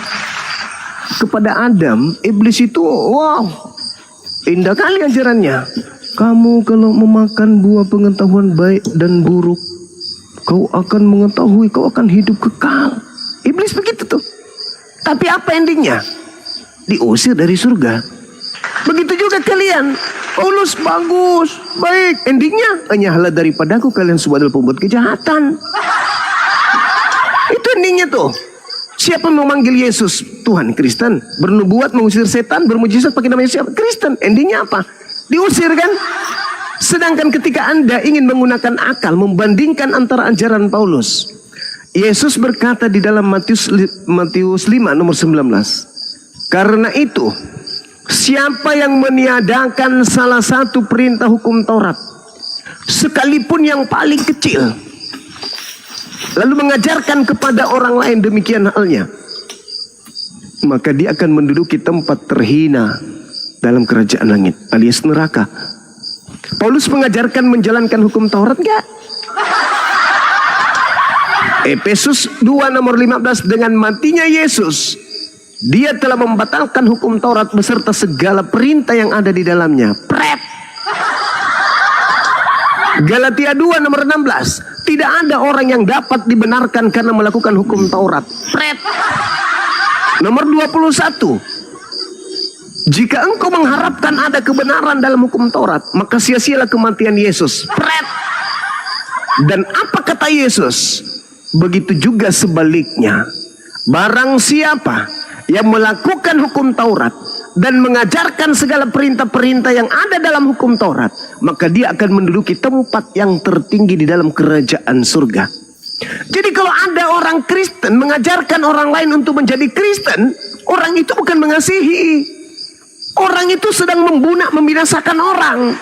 Kenapa? Karena Yesus mengatakan, kalau kau mengajarkan orang lain untuk meniadakan hukum Taurat dan mengajak kepada orang lain meskipun yang paling terkecil, kau akan menempati tempat terhina dalam kerajaan langit, alias kau akan ke neraka. Tetapi kalau kau melakukan hukum Taurat dan mengajarkan kepada orang lain juga melakukan hukum Taurat, maka engkau akan menempati tempat tertinggi. Sekarang pertanyaannya, Paulus mengajarkan melakukan hukum Taurat gak? Tidak. Paulus mengajarkan orang lain untuk meniadakan hukum Taurat. Yes. Berarti Paulus mengajak orang lain menempati tempat mana? Neraka. Apa bedanya dengan iblis? Iblis juga begitu. Iblis tak peduli. Yang penting banyak pengikut. Mau neraka kek, mau apa kek, yang penting banyak pengikut. Itulah Paulus. Itulah Paulus. Menggantikan segala perintah-perintah Tuhan dengan perintahnya. Ingat, Efesus 2 nomor 15. Apakah itu firman Tuhan? Bukan, itu perkataan Paulus itu sendiri. Paulus membatalkan seluruh perintah Tuhan. Lalu Paulus mengarang perintah sendiri. Bahkan Paulus mengarang kalau dia adalah Bapa yang ada di dalam Yesus itu sendiri. Coba. Bahkan Paulus mengaku bahwa dirinya adalah Kristus itu sendiri. Bahkan Paulus mengatakan murid-muridnya juga adalah Kristus itu sendiri. Bagaimana mungkin mau selamat dari ajaran seperti itu? Coba. Ketika saya berkata, berhasil tidak? Iblis menyesatkan banyak orang. Berhasil. Dalam nama Yesus berhasil. Siapa iblisnya? Yang datang kepada Paulus. Siapa nabi palsunya? Paulus. Siapa pengikutnya? Kristen. Ke neraka enggak? Ke neraka. Datang enggak kemudian Paulus ke murid-murid Yesus? Datang. Mengaku enggak dia bertemu dengan Yesus? Mengaku. Jadi apabila ada orang berkata ada Mesias di sini, ada Mesias di sana, jangan kau percaya. Mengaku enggak Paulus bahwa ada Mesias di padang gurun? Mengaku. Perintah Yesus percaya atau jangan percaya? Jangan percaya. Orang Yahudi percaya enggak? Enggak. Terus kenapa mereka percaya? Karena Paulus bukan ke Yahudi. Paulus ke Romawi Yunani. Kenapa Romawi Yunani percaya? Karena pada dasarnya jangankan Yesus, di dalam Kisah Para Rasul 14 nomor 10, 11, 12, Paulus sendiri dianggap dewa Hermes oleh mereka, apalagi Yesus. Jadi ajaran Paulus tidak dipercaya oleh Yahudi, tapi ajaran Paulus dipercaya oleh para penyembah-penyembah dewa agnostos theos. Siapa yang mengajarkan agama Kristen? Yahudi atau para penyembah agnostos theos? Belanda, penyembah agnostos theos yang mengajarkan Kristen di Indonesia. Portugal yang datang ke Indonesia yang mengajarkan kemudian menyembah kepada agnostos theos dalam nama Yesus. Ada enggak orang Yahudi datang berbondong-bondong ke Indonesia mengajarkan tentang kekristenan? Tidak ada. Bahkan orang Yahudi meludahi orang Kristen. Kenapa? Karena orang Kristen menyembah kepada agama pagan, ajaran menyembah kepada paganisme berhala. Jadi saudara, sekali lagi saya katakan, jangan saudara tegar tengkuk. Kebenaran itu harus diakui sebagai sebuah kebenaran. Kata Yesus, barang siapa yang meniadakan hukum Taurat meskipun yang paling terkecil, maka dia akan menempati tempat neraka. Dan barang siapa yang melakukan hukum Taurat dan segala perintah yang ada di dalamnya dan mengajarkan kepada orang lain, maka dia akan menempati tempat tertinggi. Paulus bagaimana? Mengajarkan menjalankan hukum Taurat? Tidak. Tidak sama sekali. Jangan kau menyangka bahwa hukum Taurat itu ada kebenaran. Tak ada kebenaran. Yang sekarang yang benar adalah Kristus. Dulu yang kuanggap benar itu adalah sekarang kuanggap sampah, tinja. Jadi hukum Taurat, setelah Paulus kedatangan Yesus palsu, Paulus menganggap hukum Tuhan itu sebagai tinja, kotoran. Nah, sekarang Kristen berpihak di mana? Ke Paulus. Dia akan menyesatkan banyak orang. Banyak orang itu mana yang disesatkan? Kristen. Sekira kita sudah sampai di penghujung, saudara Jimmy. Saya menyampaikan apa yang tertulis di dalam kitab saudara. Karena kalau saya menggunakan Al-Quran, Anda tidak akan percaya. Al-Quran saya dalam surah Al-Araf, Allah subhanahu wa ta'ala menjelaskan bahwasanya, Ya Bani Adam, La yaftinannakumus syaitan, Kama akhraja abawaikum minal jannah. Wahai anak keturunan Adam, janganlah engkau sekali-kali tertipu oleh setan, sebagaimana setan telah menipu kedua orang tuamu, sehingga setan berhasil mengeluarkan mereka dari surga. Lalu kemudian ayat selanjutnya, Allah subhanahu wa ta'ala mengatakan, Farikan hada, sebagian dari keturunan Adam mendapatkan petunjuk karena menggunakan akal, wa farikan haqqa alaihimud dalalah, dan sebagian lainnya pantas sesat karena mereka tak menggunakan akal.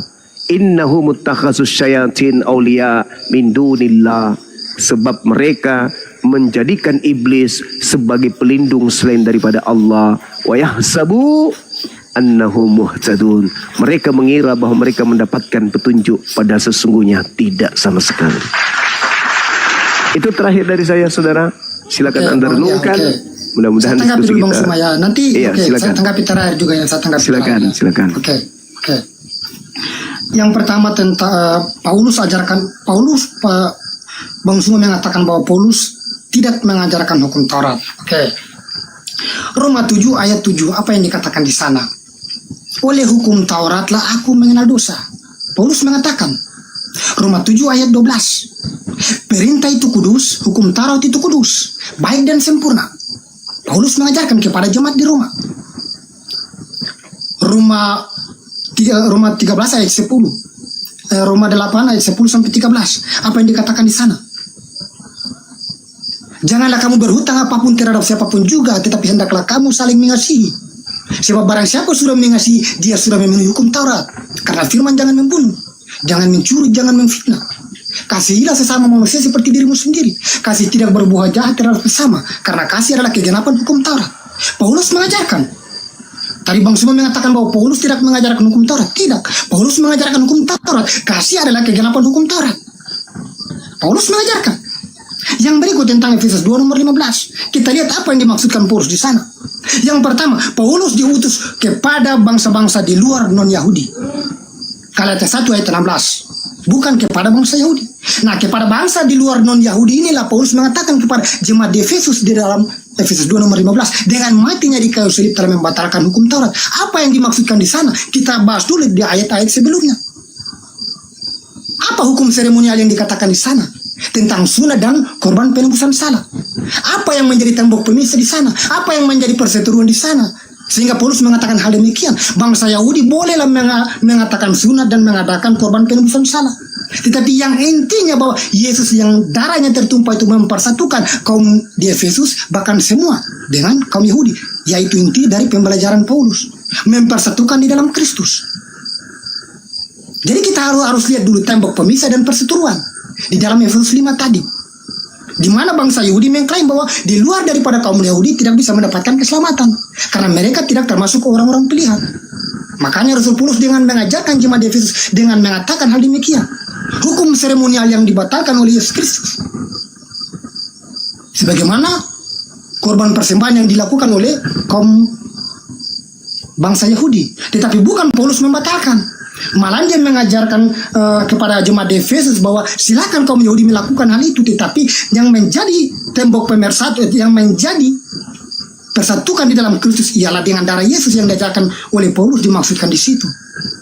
Jadi bagaimana Paulus mempersatukan jemaat di Efesus dengan kaum Yahudi dengan mengadakan tembok pemisah dan perseteruan itulah karena sunat dan persembahan korban. Ya itulah yang menjadi tembok pemisah. Sehingga Paulus mengatakan hal demikian. Dengan matinya di kayu salib yang telah membatalkan hukum-hukum seremonial itu dengan segala ketentuannya. Tetapi bukan berarti Paulus melarang kaum Yahudi jangan melakukan. Tidak. Dia hanya memperingatkan kaum di Efesus bahwa itu punya kaum Yahudi. Tetapi kamu dipersatukan dengan mereka dengan jalan percaya kepada Yesus.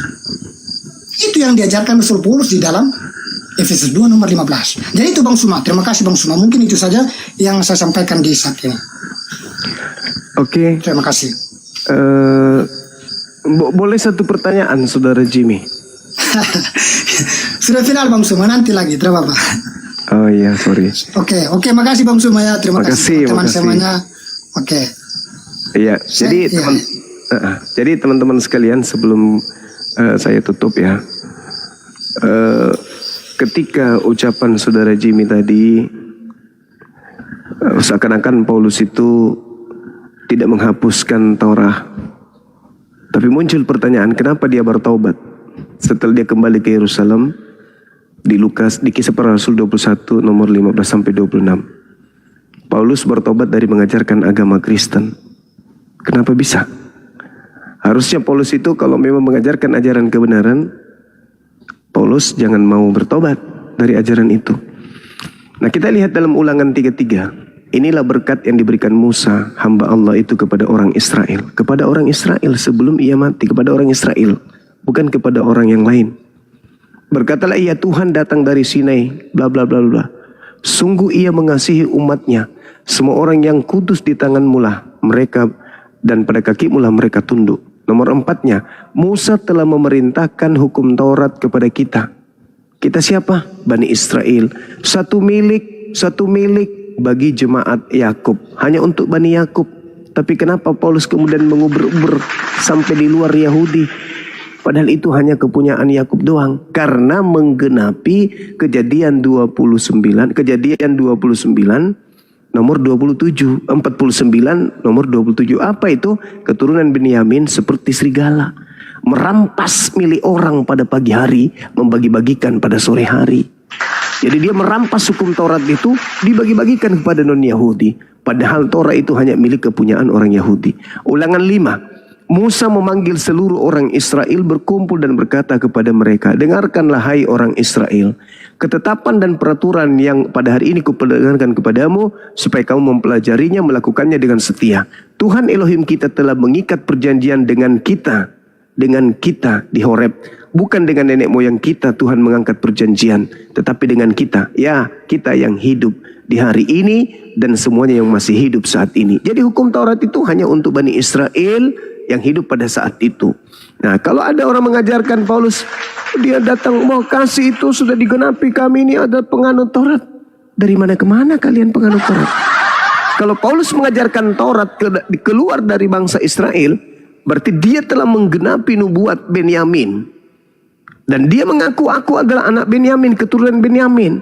Sedangkan keturunan Benyamin itu serigala. Berarti ketika dia mengajarkan hukum Taurat kepada Kristen, justru Paulus ini terbukti serigala itu. Di dalam Filipi 3 nomor 5 Paulus mengaku, aku adalah keturunan Benyamin. Apa nubuat Benyamin dari Yakub? Benyamin berperilaku serigala. Apakah serigala itu baik? Apakah Paulus mengajarkan untuk mengikuti serigala?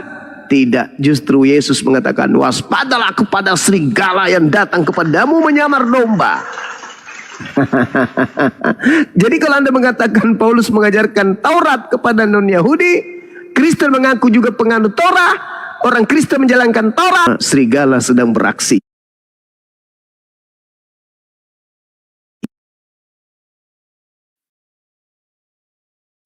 Ketika Yesus berbicara tentang hukum Taurat, di dalam Matius 5, barang siapa yang mengajarkan, maka dia menempati tempat tertinggi. Yang menghilangkan, menempati tempat terendah. Lalu apa implementasinya? Aku berkata kepadamu, jika hidup keagamanmu tidak lebih benar daripada hidup keagamaan ahli Torah, orang-orang Farisi, sesungguhnya kamu tidak akan masuk ke dalam surga. Apakah Kristen hidup keagamannya lebih baik daripada ahli Taurat? Sekali lagi Bang Suma. Yesus mengatakan, kamu telah mendengar yang difirmankan kepada nenek moyang kita. Nenek moyang kita loh, bukan kepada Kristen. Jangan membunuh. Jangan membunuh. Barang siapa yang membunuh harus dihukum. Tetapi aku Yesus berkata kepadamu. Dia katakan gini, tetapi aku Yesus berkata kepadamu, setiap orang yang marah terhadap saudaranya harus dihukum. Marah saja harus dihukum. Siapa yang membunuh harus dihukum. Siapa yang membunuh harus dihukum, kata Yesus. Itu jelas itu. Siapa yang marah kepada saudaranya harus dihukum. Siapa yang berkata kepada saudaranya kafir harus dihadapkan kepada mahkamah agama. Siapa yang berkata jahil harus diserahkan ke dalam neraka yang menyala-nyala. Terus Anda mengatakan bahwa Yesus membatalkan hukum Torah? Tidak. Justru Yesus itu mengatakan harus lebih baik. Harus lebih baik. Sebab itu, jikalau engkau mempersembahkan persembahanmu di atas mezbah. Tuh, Yesus mengatakan persembahan di atas mezbah. Berarti Yesus mengajarkan mempersembahkan binatang. Tetapi aku berkata kepadamu, jikalau engkau mempersembahkan persembahanmu di atas mezbah, dan engkau teringat akan sesuatu yang ada dalam hati saudaramu terhadap engkau, tinggalkanlah persembahanmu itu di depan mezbah itu, lalu pergilah berdamai dahulu, pergilah meminta maaf dahulu dengan saudaramu, lalu kamu kembali untuk mempersembahkan persembahanmu itu. Itu ajaran Yesus. Yesus mengajarkan mempersembahkan kurban hewan. Segeralah berdamai dengan lawanmu selama engkau bersama-sama dengan dia di tengah jalan, supaya lawanmu itu jangan menyerahkan engkau kepada hakim, dan hakim itu tidak menyerahkan engkau kepada pembantunya, dan engkau dilemparkan ke dalam penjara. Aku berkata kepadamu, sesungguhnya engkau tidak akan keluar dari sana sebelum engkau membayar hutangmu sampai lunas. Kamu telah mendengarkan firman, jangan berzina. Tetapi aku berkata kepadamu, setiap orang yang memandang perempuan serta menginginnya sudah berzina di dalam hatinya. Maka jikalau matamu yang kanan menyesatkan engkau, congkilah, buanglah itu. Karena lebih baik bagimu jika satu dari anggota tubuhmu binasa daripada tubuhmu dengan satu dicampakkan ke dalam neraka, dengan utuh dicampakkan ke dalam neraka. Dan jika tanganmu yang menyesatkan engkau, penggallah, buanglah itu. Karena lebih baik satu tangan dari anggotamu hilang binasa daripada tubuhmu dengan utuh dimasukkan ke dalam api neraka. Dan firman-Nya juga, siapa yang menceraikan istrinya harus memberi surat cerai kepadanya. Kata Yesus boleh cerai. Jadi saudara, kata Yesus, jikalau hidup keberagamaanmu tidak lebih baik dari kehidupan keagamaan orang Yahudi, ahli Taurat, maka engkau tidak akan masuk ke dalam kerajaan surga. Dan Yesus uraikan, apa itu lebih baik? Diuraikan Yesus tuh.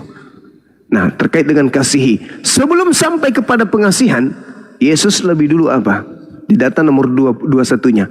Kamu telah mendengar yang difirmankan oleh Tuhan kepada nenek moyang kita, jangan membunuh. Nah, Yesus mengajarkan apa? Jangan membunuh. Barang siapa yang membunuh harus dibunuh. Dan kalau dia ingin mempersembahkan kurban hewan, sebelum dia mempersembahkan kurban hewan, sebelum dia membunuh tersebut, maka dia harus pergi ke saudara-saudara yang minta maaf dulu. Sebelum dia mempersembahkan kurbannya. Setelah dia minta maaf kepada orang-orang, barulah dia mempersembahkan korban binatang. Makanya dalam Matius 8 nomor 4, Yesus berkata begini, perlihatkanlah dirimu kepada imam, berikanlah persembahan yang diperintahkan Nabi Musa kepadamu. Apa itu? Binatang, domba, kambing, sapi, lembu. Tidak pernah Yesus mengajarkan mempersembahkan manusia. Itu yang perlu saudara kemudian pahami. Kemudian terakhir, ketika orang-orang Kristen ini selalu mengatakan kasihilah musuhmu, kasihilah musuhmu, kasihilah musuhmu.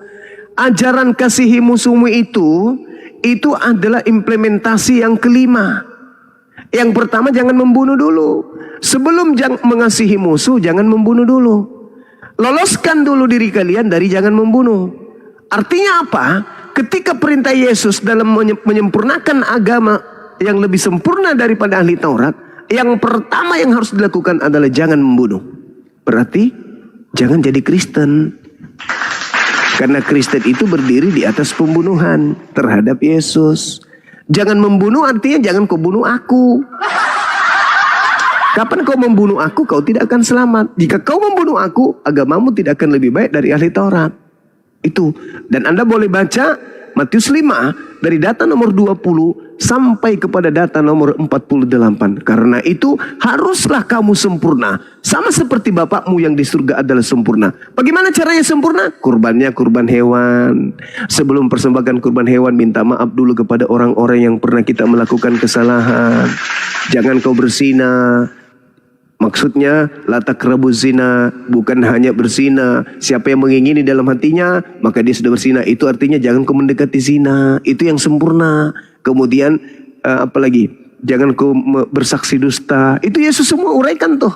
Jadi data Matius 5 nomor 20 sampai nomor 48 itu uraiannya agama yang lebih baik daripada ahli Taurat. Dan kalau Anda membaca dengan teliti dari data nomor 21 sampai nomor 48, ternyata Yesus mengajarkan untuk menjadi Muslim, bukan menjadi Kristen.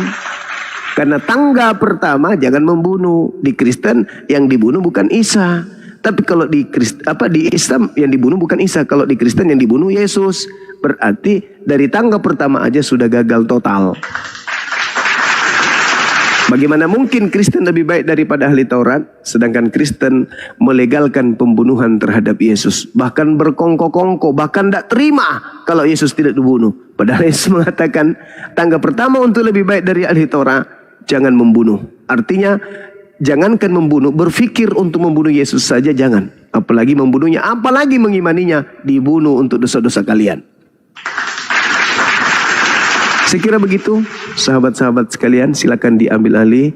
Semoga apa yang saya sampaikan bisa mendapat nilai ibadah di sisi Allah, khususnya kepada saya dan juga teman-teman yang mendengarkan. Demikian.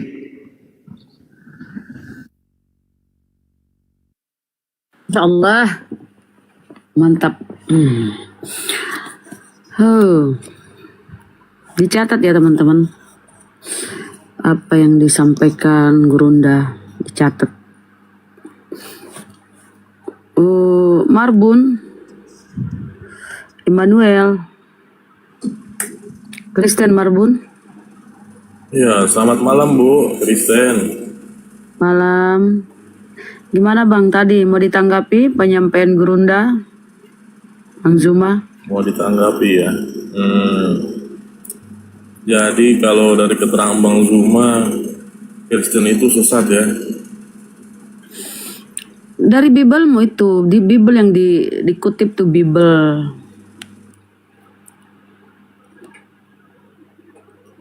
Makanya kan Batu setuju tadi itu, Batu setuju. Memanggil Yesus Tuhan, bernubuat demi nama Yesus, mengusir setan demi nama Oke lah. Yesus, Jadi gini, kan diusir. saya tanggapi ya. Jadi saya Gurundanya. bukan lebih ke arah sana. Tapi kalau saya tanggapi dari Bang Zuma, ini sepertinya sudah ahli tentang ketuhanan ya.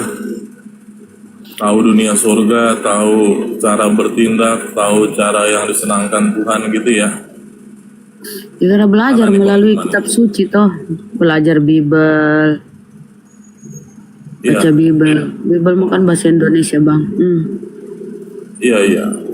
Jadi seakan-akan mengetahui segalanya nih Bang Zuma nih. Jadi izin, ini kegunaan dari apa yang diketahui Bang Zuma apa itu?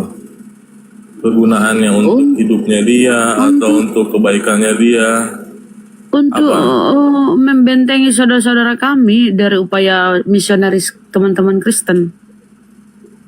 Ingat Iya, ya, untungnya Matius apa? 28. Matius 28 itu yang dipakai para misionaris ya.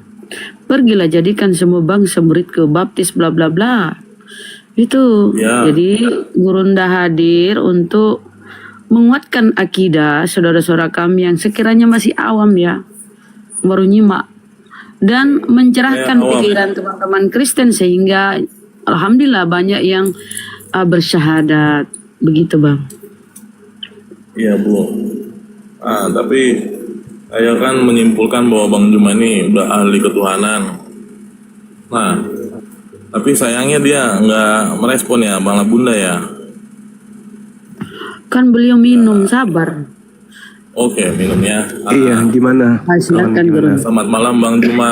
Malam Ya, juga. tadi Siap. setelah saya dengar keterangan Bang Zuma, sudah sangat mengerti tentang ketuhanan, tentang Iya. bagaimana cara hidup yang benar.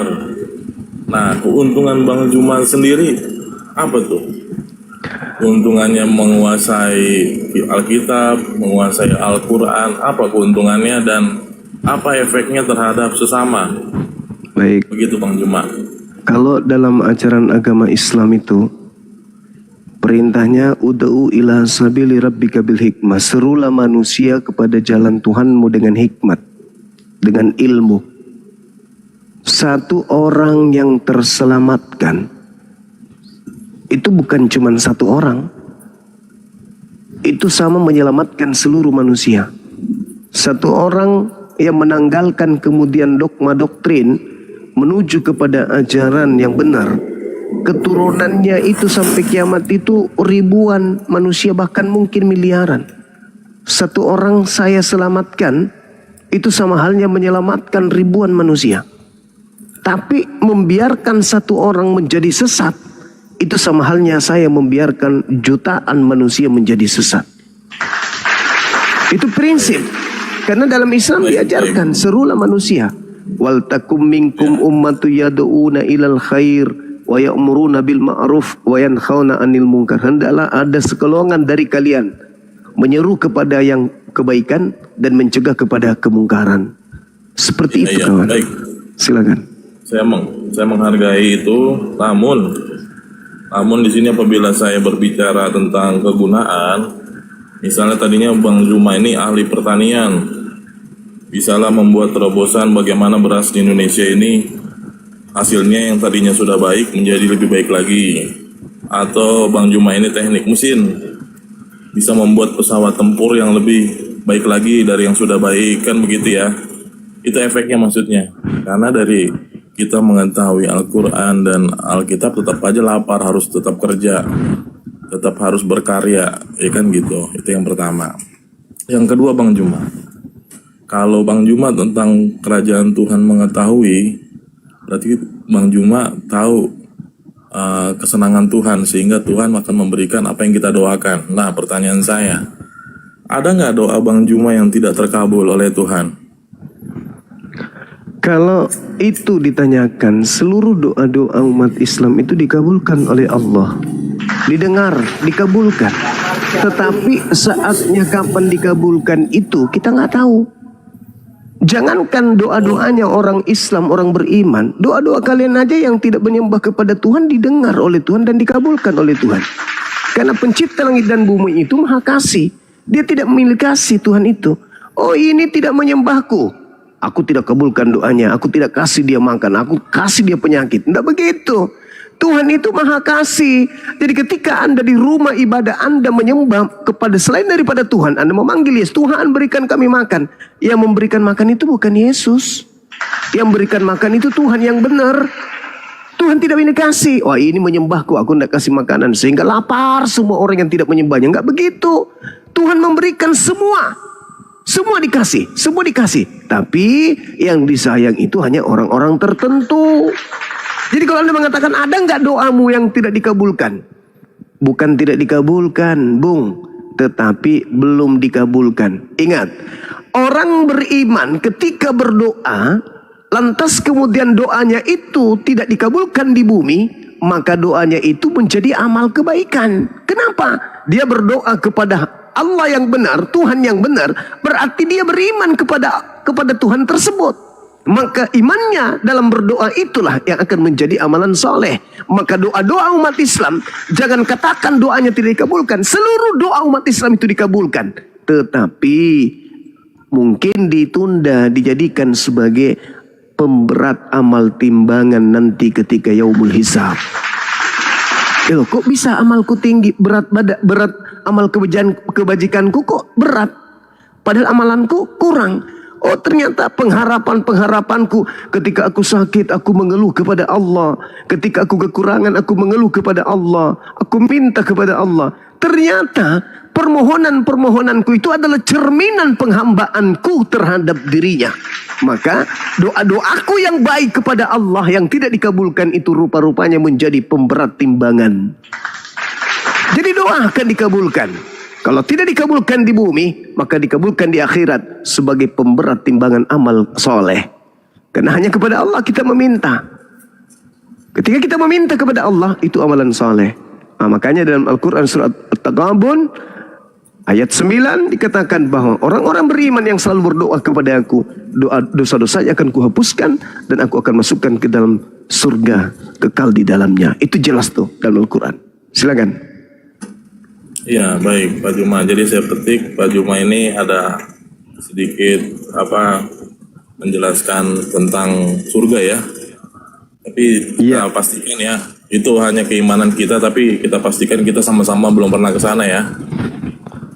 Iya. Ya, jadi misalnya tidak dikabulkan di bumi, misalnya kita minta mobil, tapi mobil itu bukan untuk gaya, tapi untuk transportasi pekerjaan kita, namun tidak dikabulkan juga oleh Tuhan, dikarenakan sesuatu hal, ataupun dikarenakan Tuhan tidak berkehendak, itu nanti akan dikasih mobil di surga gitu ya. Tapi sebagai pemberat amal timbangan kebaikan. Iya, jadi bukannya namanya udah kehendak Tuhan lah, atau kuasa Tuhan untuk mengabulkan doa kita. Gitu ya Pak. Nah, yes. Itu yang kedua. Oke, yang kedua itu sudah. Berarti yang ketiga nih Pak Juma. Tadi Pak Juma bilang bahwa Paulus itu adalah Kristus di Roma berapa Pak? Kristennya yang Kristus. Kristennya yang Kristus. Enggak, tadi Paulus terus kemudian di Kristus. Roma 16. Roma 16 ayat berapa Pak? Nomor 7.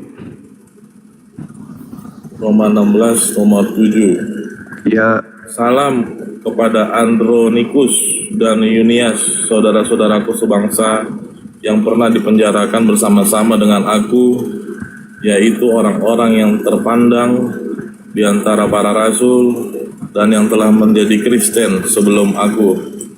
Nah, ini kan tidak ada pengakuan Paulus kepada Paulus tentang dirinya Kristus ya Pak ya. Tapi Anda tadi Bapak menggunakan menyebutkan ini. Anda menggunakan terjemah. Di dalam bahasa Terjemah aslinya kata Kristen itu nggak ada. Original teksnya di Iya. situ bukan Kristianos, tetapi Kristus. Dengan kata lain, Biasa.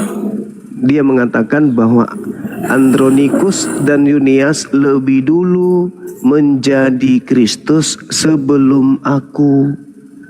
Berarti Ya, aku baik, Pak. juga adalah Kristus. Ya, jadi kan yang saya pegang ini adalah Alkitab Pak, karena saya negaranya negara Indonesia, Oh, bangsa-bangsa Indonesia. Ya, ya. Pak Juma, kita sama-sama bangsa Indonesia ya. Iya, tapi bukankah original teksnya bahasa Yunani, Pak? Wah, saya kurang paham Pak, makanya saya kan Sekarang tadi mau mana yang bertanya benar sama kira-kira? Bapak. Yang Mana? benar bahasa Indonesia atau yang bahasa Yunani? Saya menerimanya yang di Alkitab ini, yang diakui oleh negara Indonesia maksudnya Pak. sekali-sekali kita jadi manusia, belajar jadi manusia. Pertanyaan saya, yang benar yang mana, Pak? Yang bahasa Yunani atau yang bahasa Indonesia? Saya sama sekali nggak pernah belajar bahasa Yunani Pak. Ya, tapi bahasa Yunaninya sudah Anda tahu bahwa di situ tertulis Kristus, bukan Kristen. Saya nggak tahu bahasa Yunaninya. sekarang saya kan saya menggunakan sampaikan. Alkitab. Anda kan bertanya sama saya. Jadi jawaban saya, saudaraku, Anda ditipu oleh Lembaga Bible Indonesia dengan cara menerjemahkan kata Kristus dengan kata Kristen. Jadi Padahal bahasa begini Pak Juma. Yunani Kristus. Jadi begini Pak Juma, itu yang mau saya terangkan kepada Bapak. Dikarenakan saya kan juga legal ya Pak ya. Legal, jadi apabila Bapak menyatakan hal ini adalah tipuan, hal ini tidak benar, Bapak coba mumpung masih muda, saya hanya menyarankan ya. Ya. Jadi Bapak buatkan buku penerbitnya Juma. Nah, dari buku tersebut Bapak daftarkan hak patennya di Kemenkumham. Itu di AHU. Nanti AHU itu nanti administrasi hukum umum. Nanti Bapak di situ akan mendapatkan hak Gini. paten. Ini kita berbicara mengenai keyakinan, Bung. Al-Quran saya sudah Bukan. menampar kitab. Dengar dulu. Iya. Dengar, Al-Quran saya sudah memberikan legalitas itu. Al-Quran surah Al-Baqarah ayat 79. Fawailul lilladzina yaktubuna al-kitaba biaydihim tsumma yaquluna hadza min indillah. Bible Kristen itu adalah karangan dari tangan manusia biasa. Ngapain lagi saya harus mengarang buku sementara kitab suci saya sudah mengatakan itu? Nah, apa buktinya? Bukan, Pak Karangan Juma. manusia. Sabar dulu. Apa buktinya? Oke. Itu yang duduk di lembaga Bible itu kan manusia-manusia tuh. Apakah mereka nabi? Apakah mereka itu rasul? Dia manusia biasa. Apa misinya? Untuk mengkristenkan orang yang kemudian mau percaya terhadap karangan mereka. Sekarang orang terpelajar itu, Anda sebagai orang hukum katanya, mana yang Anda katakan benar sebagai asas awal dari sebuah kebenaran? Aslinya atau terjemahannya? Coba. Jangan Anda menipu ilmu yang Anda pelajari di kampus. Coba. Mana yang betul? Aslinya atau terjemahannya? Tunggu Bang Juma sebentar ya.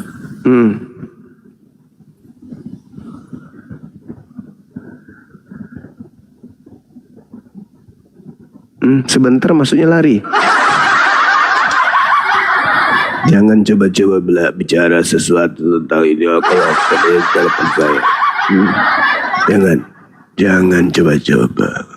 Apalagi Anda mengatakan secara akademik Anda siapa? Hati-hati. Hati-hati Pak. Seorang legal lebih percaya kepada terjemahan. Jadi kalau terjemahannya di situ diganti menjadi kangkung, lebih percaya kepada terjemahan. 10 tahun kemudian diganti lagi jadi sendal jepit. 10 tahun kemudian diganti lagi menjadi onde-onde. 10 tahun lagi diganti lagi menjadi spiritus. Masih percaya juga. Lalu buat apa Anda sekolah, kawan? Pak. Nah, silakan. Coba saya tanya. Oke. Mana yang Anda percaya? Yang aslinya, bahasa aslinya, atau terjemahannya? Mana yang Anda percaya? Ini bukan masalah kepercayaan Pak. Kalau hukum itu hitam di atas putih. Lah, Yang kan bahasa Yunani-nya kan hitam di atas putih. Yang disepakati, Pak. Yang Jadi disepakati, ada namanya- meskipun salah, Ada istilah hukumnya corgitos ergo sum. meskipun salah, Izin dulu Pak, saya mau menyampaikan corgitos ergo sum. Itu artinya di mana engkau berada, di situ hukum berada gitu Pak. iya, tapi ini kan bukan berbicara mengenai hukum positif, ini masalah keyakinan, Pak. Masalah keyakinan. Ini masalah agama. Ya, yakin dan tidak yakin Pak.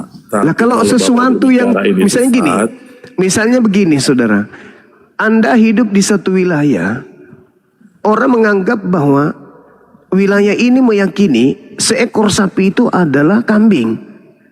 Sebagai orang hukum, apakah Anda percaya bahwa seekor sapi itu kambing? Meskipun Anda tahu bahwa itu bukan kambing, itu sapi. saya jawab. Ya, Saya jawab, silakan, Pak. silakan. Oke, sebelum saya menjawab, saya akan menjawab itu. Saya bandingkan dengan di Medan. Orang menyebut motor itu kereta di sana, Pak. Dan mobil itu motor, bagaimana lah? Jadi makanya itu adalah corgito ergo sum. Di mana hukum berada, di situ kami berada. Kan begitu, Pak? Iya, jadi saya ngerti ini- kalau itu, saudara. Saya ngerti. Bagaimana? Mereka menyebut kendaraan roda 2 dengan sebutan kereta, bahkan menyebutnya dengan sebutan pisang molen pun silakan. Tetapi objeknya tetap. Ini beda, Pak. Ini beda. Seekor sapi, benar-benar sapi, dibilang kambing. Benar-benar dibilang kambing. Bukan dibilang sapi lagi. Boleh Anda mengatakan dia adalah kambing. Kita kembali dulu kepada ayat, Tetapi makna daripada kambing itu adalah sapi. Ini enggak. Ini benar-benar berubah objek. Yang tadinya sapi, objeknya berubah dengan dipercayai itu adalah kambing. Sama dengan Kristen dan Kristus itu. Kristus itu adalah orang yang diurapi Tuhan, yang ditunggu oleh Bani Israel. Apakah Paulus itu adalah Kristus? Bukan. Tapi kenapa di original teksnya dia mengatakan kalau dia itu adalah Kristus? Karena lembaga Bible Anda mengetahui ini bahaya ini. Kalau Paulus ini disebut sebagai Kristus, kita ditertawakan, maka diplesetkan menjadi Kristen, Pak. Ya, sudah boleh saya menerangkan Pak sedikit aja karena sudah Silakan. malam. Iya, Ya, silakan. jadi kenapa tadi saya membuka Roma ini dan Bapak dengan bahasa Yunani, saya dengan Alkitab, karena memang dari kecil saya diajarkan menggunakan Alkitab sampai dengan saat ini. Ya, itu yang pertama. Yang kedua, apabila Bapak anggap Kristen itu sesat atau ada beberapa ayat yang sesat yang tadi saya sudah dengarkan dengan percakapan Bapak dengan Pak Jimmy, maka saya sarankan bukan Bapak menciptakan Al-Quran atau Alkitab baru, bukan. Tapi Bapak membuat tulisan mengenai pendapat Bapak mengenai kitab suci kami. Al-Quran saya sudah membuatnya itu, Bang. Al-Quran saya sudah mengenai kitab suci membuatnya. kami, pendapat Pak Juma mengenai Al-Quran Alkitab saya sudah menyatakan adalah itu. ilmu sesat. Enggak, yang atas nama Pak Juma karena Oh, nggak yang boleh. berkata dari Siapa tadi itu ente? Siapa Pak Juma. ente? Yang hanya ke kampus Enggak. mendapatkan tiket Bukan. tidak ngerti Agar- hukum. Sorry. agar ini kan banyak yang nonton Pak. Nah, terus siapa Agar- ente yang ngatur-ngatur? Al-Quran saya sudah Bukan, ini mengatakan saran, bahwa bukan ngatur. Ini saran, bahwa saran, kitab Pak. saudara itu memang salah. Dan Iya, saya buktikan agar- kitab Anda itu salah. Iya, Anda apa orang yang hukum tapi tidak diomongin- ngerti hukum. Lucu itu. Apa yang diomongin Pak Juma Anda ini? orang hukum, tapi kayaknya Anda nggak masuk di ruangan. Anda cuma di kantin. Habis itu bayar dosen biar dapat SKS. Anda nggak ngerti hukum. Kok Bapak langsung tahu begitu sih Pak? Lah, Anda mengatakan tadi Anda orang legal, tapi cara Anda Iya. berpikir ini Kenapa bukan orang Bapak tahu legal. saya hanya bayar Cara SKS? Anda berpikir ini adalah orang penipu. Orang penipu cara Anda berpikir ini. Itu cara Anda Bapak kan tadi kan berpenipu itu. menganggap kami penipu, sesat. Kok kami. Inilah kalau Kristen. penyesat. Saya mengatakan kamu, bukan kami. Oh saya. Iya dong. Saya. Emang saya bicara Oke. dengan siapa? Kamu, jangan kau pakai jurus Paulusmu di sini. Saya orang legal. Pret. Emang kenapa kalau kau orang legal? Maksudnya Iya. apa lu bilang dirimu orang legal? Kenapa? Iya, biar Kenapa Pak kalau Juma, kau orang legal? Hah? omongannya Pak Juma bisa dituangkan dalam buku. Saya orang Ya. legal. Terus kalau kau Dan orang legal mendapatkan bebas hak nipu gitu. paten. Karena kau orang legal kau bebas nipu. Kau Bukan. jangan memperbodoh dirimu. Dengarkan saya, dengarkan. Jangan mentang-mentang mutiara itu tidak diberikan kepada babi, Anda menjadi bodoh di sini. Saya katakan kepada saudara, saya pertanggungjawabkan kalimat saya. Ketika Paulus mengatakan di dalam kitab saudara, apa kata dia? Dia mengatakan bahwa dirinya adalah Kristus. Dia tidak mengatakan dirinya sebagai Kristen. Kenapa? Karena di situ bukan Kristen tapi Kristus. Dari mana saya tahu? Ya original teksnya dong. Masa orang Begini, hukum Pak. tidak bisa berbicara seperti itu? Bapak kan ingin menyelamatkan banyak orang katanya. Nah, iya orang justru aja, karena Bapak. itu kalau ingin menyelamatkan orang banyak, jangan Oke. tertipu dengan hal-hal yang fata morgana. Di situ Ya. jelas-jelas tertulis original teksnya Kristus, kenapa diartikan Kristen? Coba. Iya, Sebagai orang hukum, sebagai orang hukum nih, apakah kemudian ketika Anda menggali sebuah perkara, apakah Anda tidak memberikan sebuah konsep, di mana konsep itu akar dari permasalahan harus kita ketahui. Ketika ada objek yang menjadi acuan, maka kita harus kembali kepada pilar yang ada. Apa itu? Kisi-kisi, referensi. Apa objek ini? Dikaitkan dengan banyak Pak, banyak kalau kita Kan mau mengatakan- merumuskan suatu kasus hukum banyak. Tapi ini mengenai perkataan Bapak. Apabila Bapak yakin bahwa isi Alkitab ini sesat, bagaimana saya tidak Atau yakin, Kristen- Bung? Long Kristen kitabmu ini bahasa sesat. Yunani loh. karena perkataan Bapak ini kan, Bapak kan laki-laki nih, apa yang dikatakan kan harus dipertanggungjawabkan. Makanya Ya, saya harus sarankan, bertanggungjawabkan. Memang saya Ya, harus bertanggungjawabkan. saya sarankan Dengan saya mengatakan agar- itu sederhana Izin, kok. Pak. Tidak perlu Boleh, saya Pak, saya membawa jelaskan. buku. Diam. Oh, Jangan kalau Anda diam, bawa saya kebiasaan keluar Anda aja. di sini. Kalau Ya diam, udah saya keluar aja. Ya udah keluar. Berarti ya. Keluar. Berarti Anda nggak Bapak pantas nggak di betul. tempat ilmiah Iya. seperti ini. Anda nggak pantas. Anda cocoknya di kandang ayam. Jangan di sini. Bagaimana saya tidak mengatakan saya bertanggungjawabkan diri saya? Anda mau lari ke jalur hukum, saya tinggal bawakan original teksnya, selesai kan? Apa yang dikatakan original teksnya dalam kitab saudara itu kan jelas tuh. Kairestiste ton andre neko kaitin launia tosik negenes mokai tis simpan silau fresh mau oi apo oi itan pilaksimenoi mau oi opo oi ainai epinois mektakseton apostolon kai oi apoi oi egenan kristoi prin apomena. Anda suruh saya bikin buku, pret. Kau tinggal baca original teks kitabmu. Di situ Kristion atau Kristianos atau Kristus. Yang tertulis di situ adalah Kristus. Kenapa pula saya harus bikin buku? Dasar bahlul. Jangan memperbodoh diri. Bahasa Indonesia itu dalam kitabmu itu aslinya Yunani. Tinggal Anda baca manuskrip tertua di kitab saudara itu tertulis opo. Terus Anda mengatakan kami. Wah, kau ingin menjebak. Pret. Dasar pengikut Paulus. Ingin menjebak. Ini orang legal. Terus ketika saya katakan you sebagai orang legal, kenapa Anda itu begitu kamu? Sorry Bung, sorry. Loncatan berpikirmu masih di bawah. Kau masih perlu banyak belajar. Hadapi saya itu masih perlu banyak belajar. Loncatan berpikirmu masih masih kayak bekicot lari. Masih di bawah garis kemiskinan. Iya, masih rendah kawan. Jangan ku katakan ilegal. Saya ini juga dosen. Saya mengajar juga anak-anak hukum. Jangan lu pikir cuma lu yang orang legal. Saya nggak dipilih jadi area manager kalau saya nggak ngerti hukum. Nggak jadi direktur utama saya kalau saya nggak mengerti hukum. Gak usah kau ngancam-ngancam. Ini orang legal. Anda harus bikin buku. Tinggal kau baca bahasa Yunaninya, original teksmu. Jangan kau perbodoh diri. Ya, kau baca original teks kita, kau akan sampai kepada kebenaran. Anda kan bertanya, di mana Paulus mengaku Kristus? Andronikus menjadi Kristus sebelum aku. Berarti aku ini siapa? Belum lagi kalau kita bercerita 1 Korintus 11 nomor 1. Kisah para 9 nomor 22. Belum lagi Galatia 3:27. Jangankan Paulus, Kristen-Kristen pun disebut sebagai oknum yang memakai Kristus.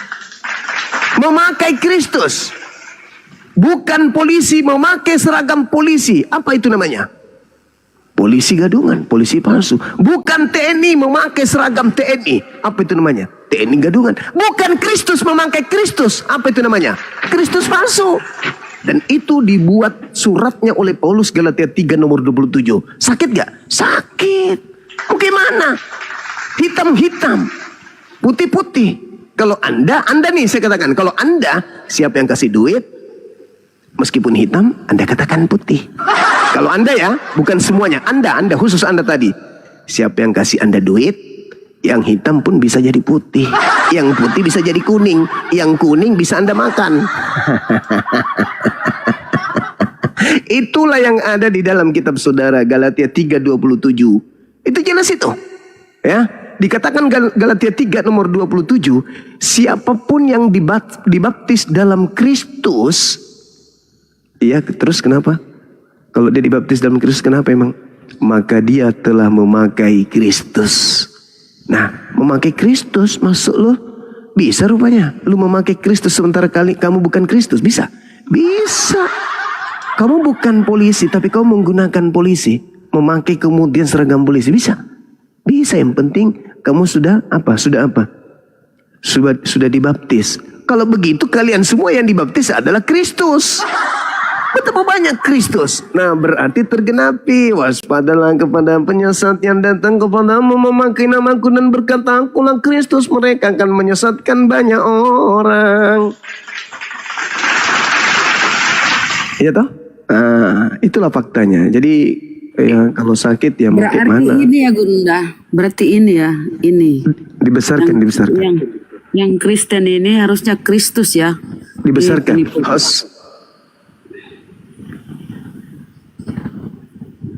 Besarin Bang Kristen. Dedi. Coba Kristen di situ apa? Coba dibesarkan. Kristus Gurunda. Kristus. Apa itu coba kentaran enggak? Kristus, oh mama lala. Penipu bener ya terjemah. Inilah mereka kalau tidak mau belajar originalnya itu Kristus ya. Kristus artinya yang diurapi, jadi Paulus pun Kristus. Nah, di terjemahannya dia taruh Kristen. Oh mama bener-bener. Hai, coba tekan sekali lagi Bun. Ini Gurunda ini kan. Iya. Iya mah Kristus. Mazolang generasi. Kristus kan? Kristus. Iya. Sekarang buka Lukas 2 nomor 11 Bunda. Tolong. Lukas 2:11. Ingat ya teman-teman, tulisannya tadi Kristus. Kristus.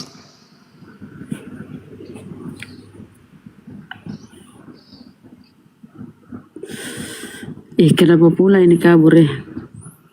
Sabar Bun, ujian. Lukas 2:11. Nah. Jauhkan dulu, habis itu dekatin lagi. Ya, di situ ada kata Kristus Bunda. Apa katanya? Kristus. Pada hari ini. Hari ini telah lahir juru selamat Kristus nih. Nah, Kristus. Coba Kristus ditekan.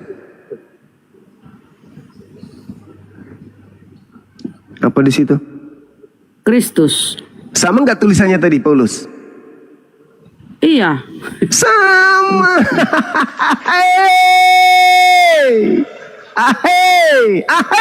Sama. Sama. Kenapa dia larikan ke Kristen ya? Tanya Lembaga Bible Indonesia. Aduh, sama 5547 Kristus. Ya, kembali tadi Bun. 5547 kembali. Berapa Kemana? tadi tuh? Roma 16. Roma ya. Roma 16:7. Iya, Roma 16:7. Ahai, masolang generasi. 5547.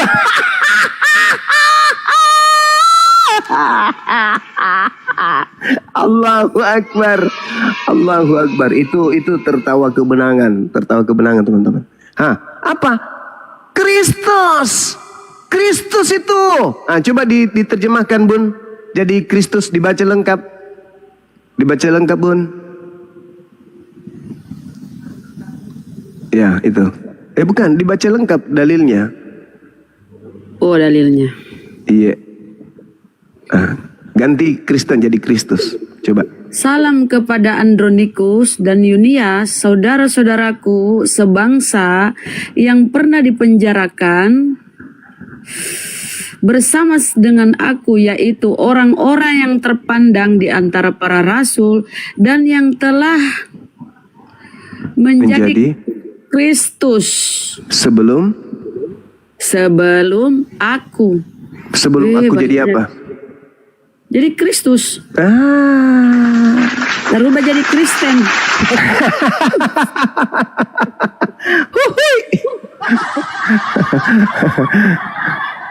Kasihan Allah.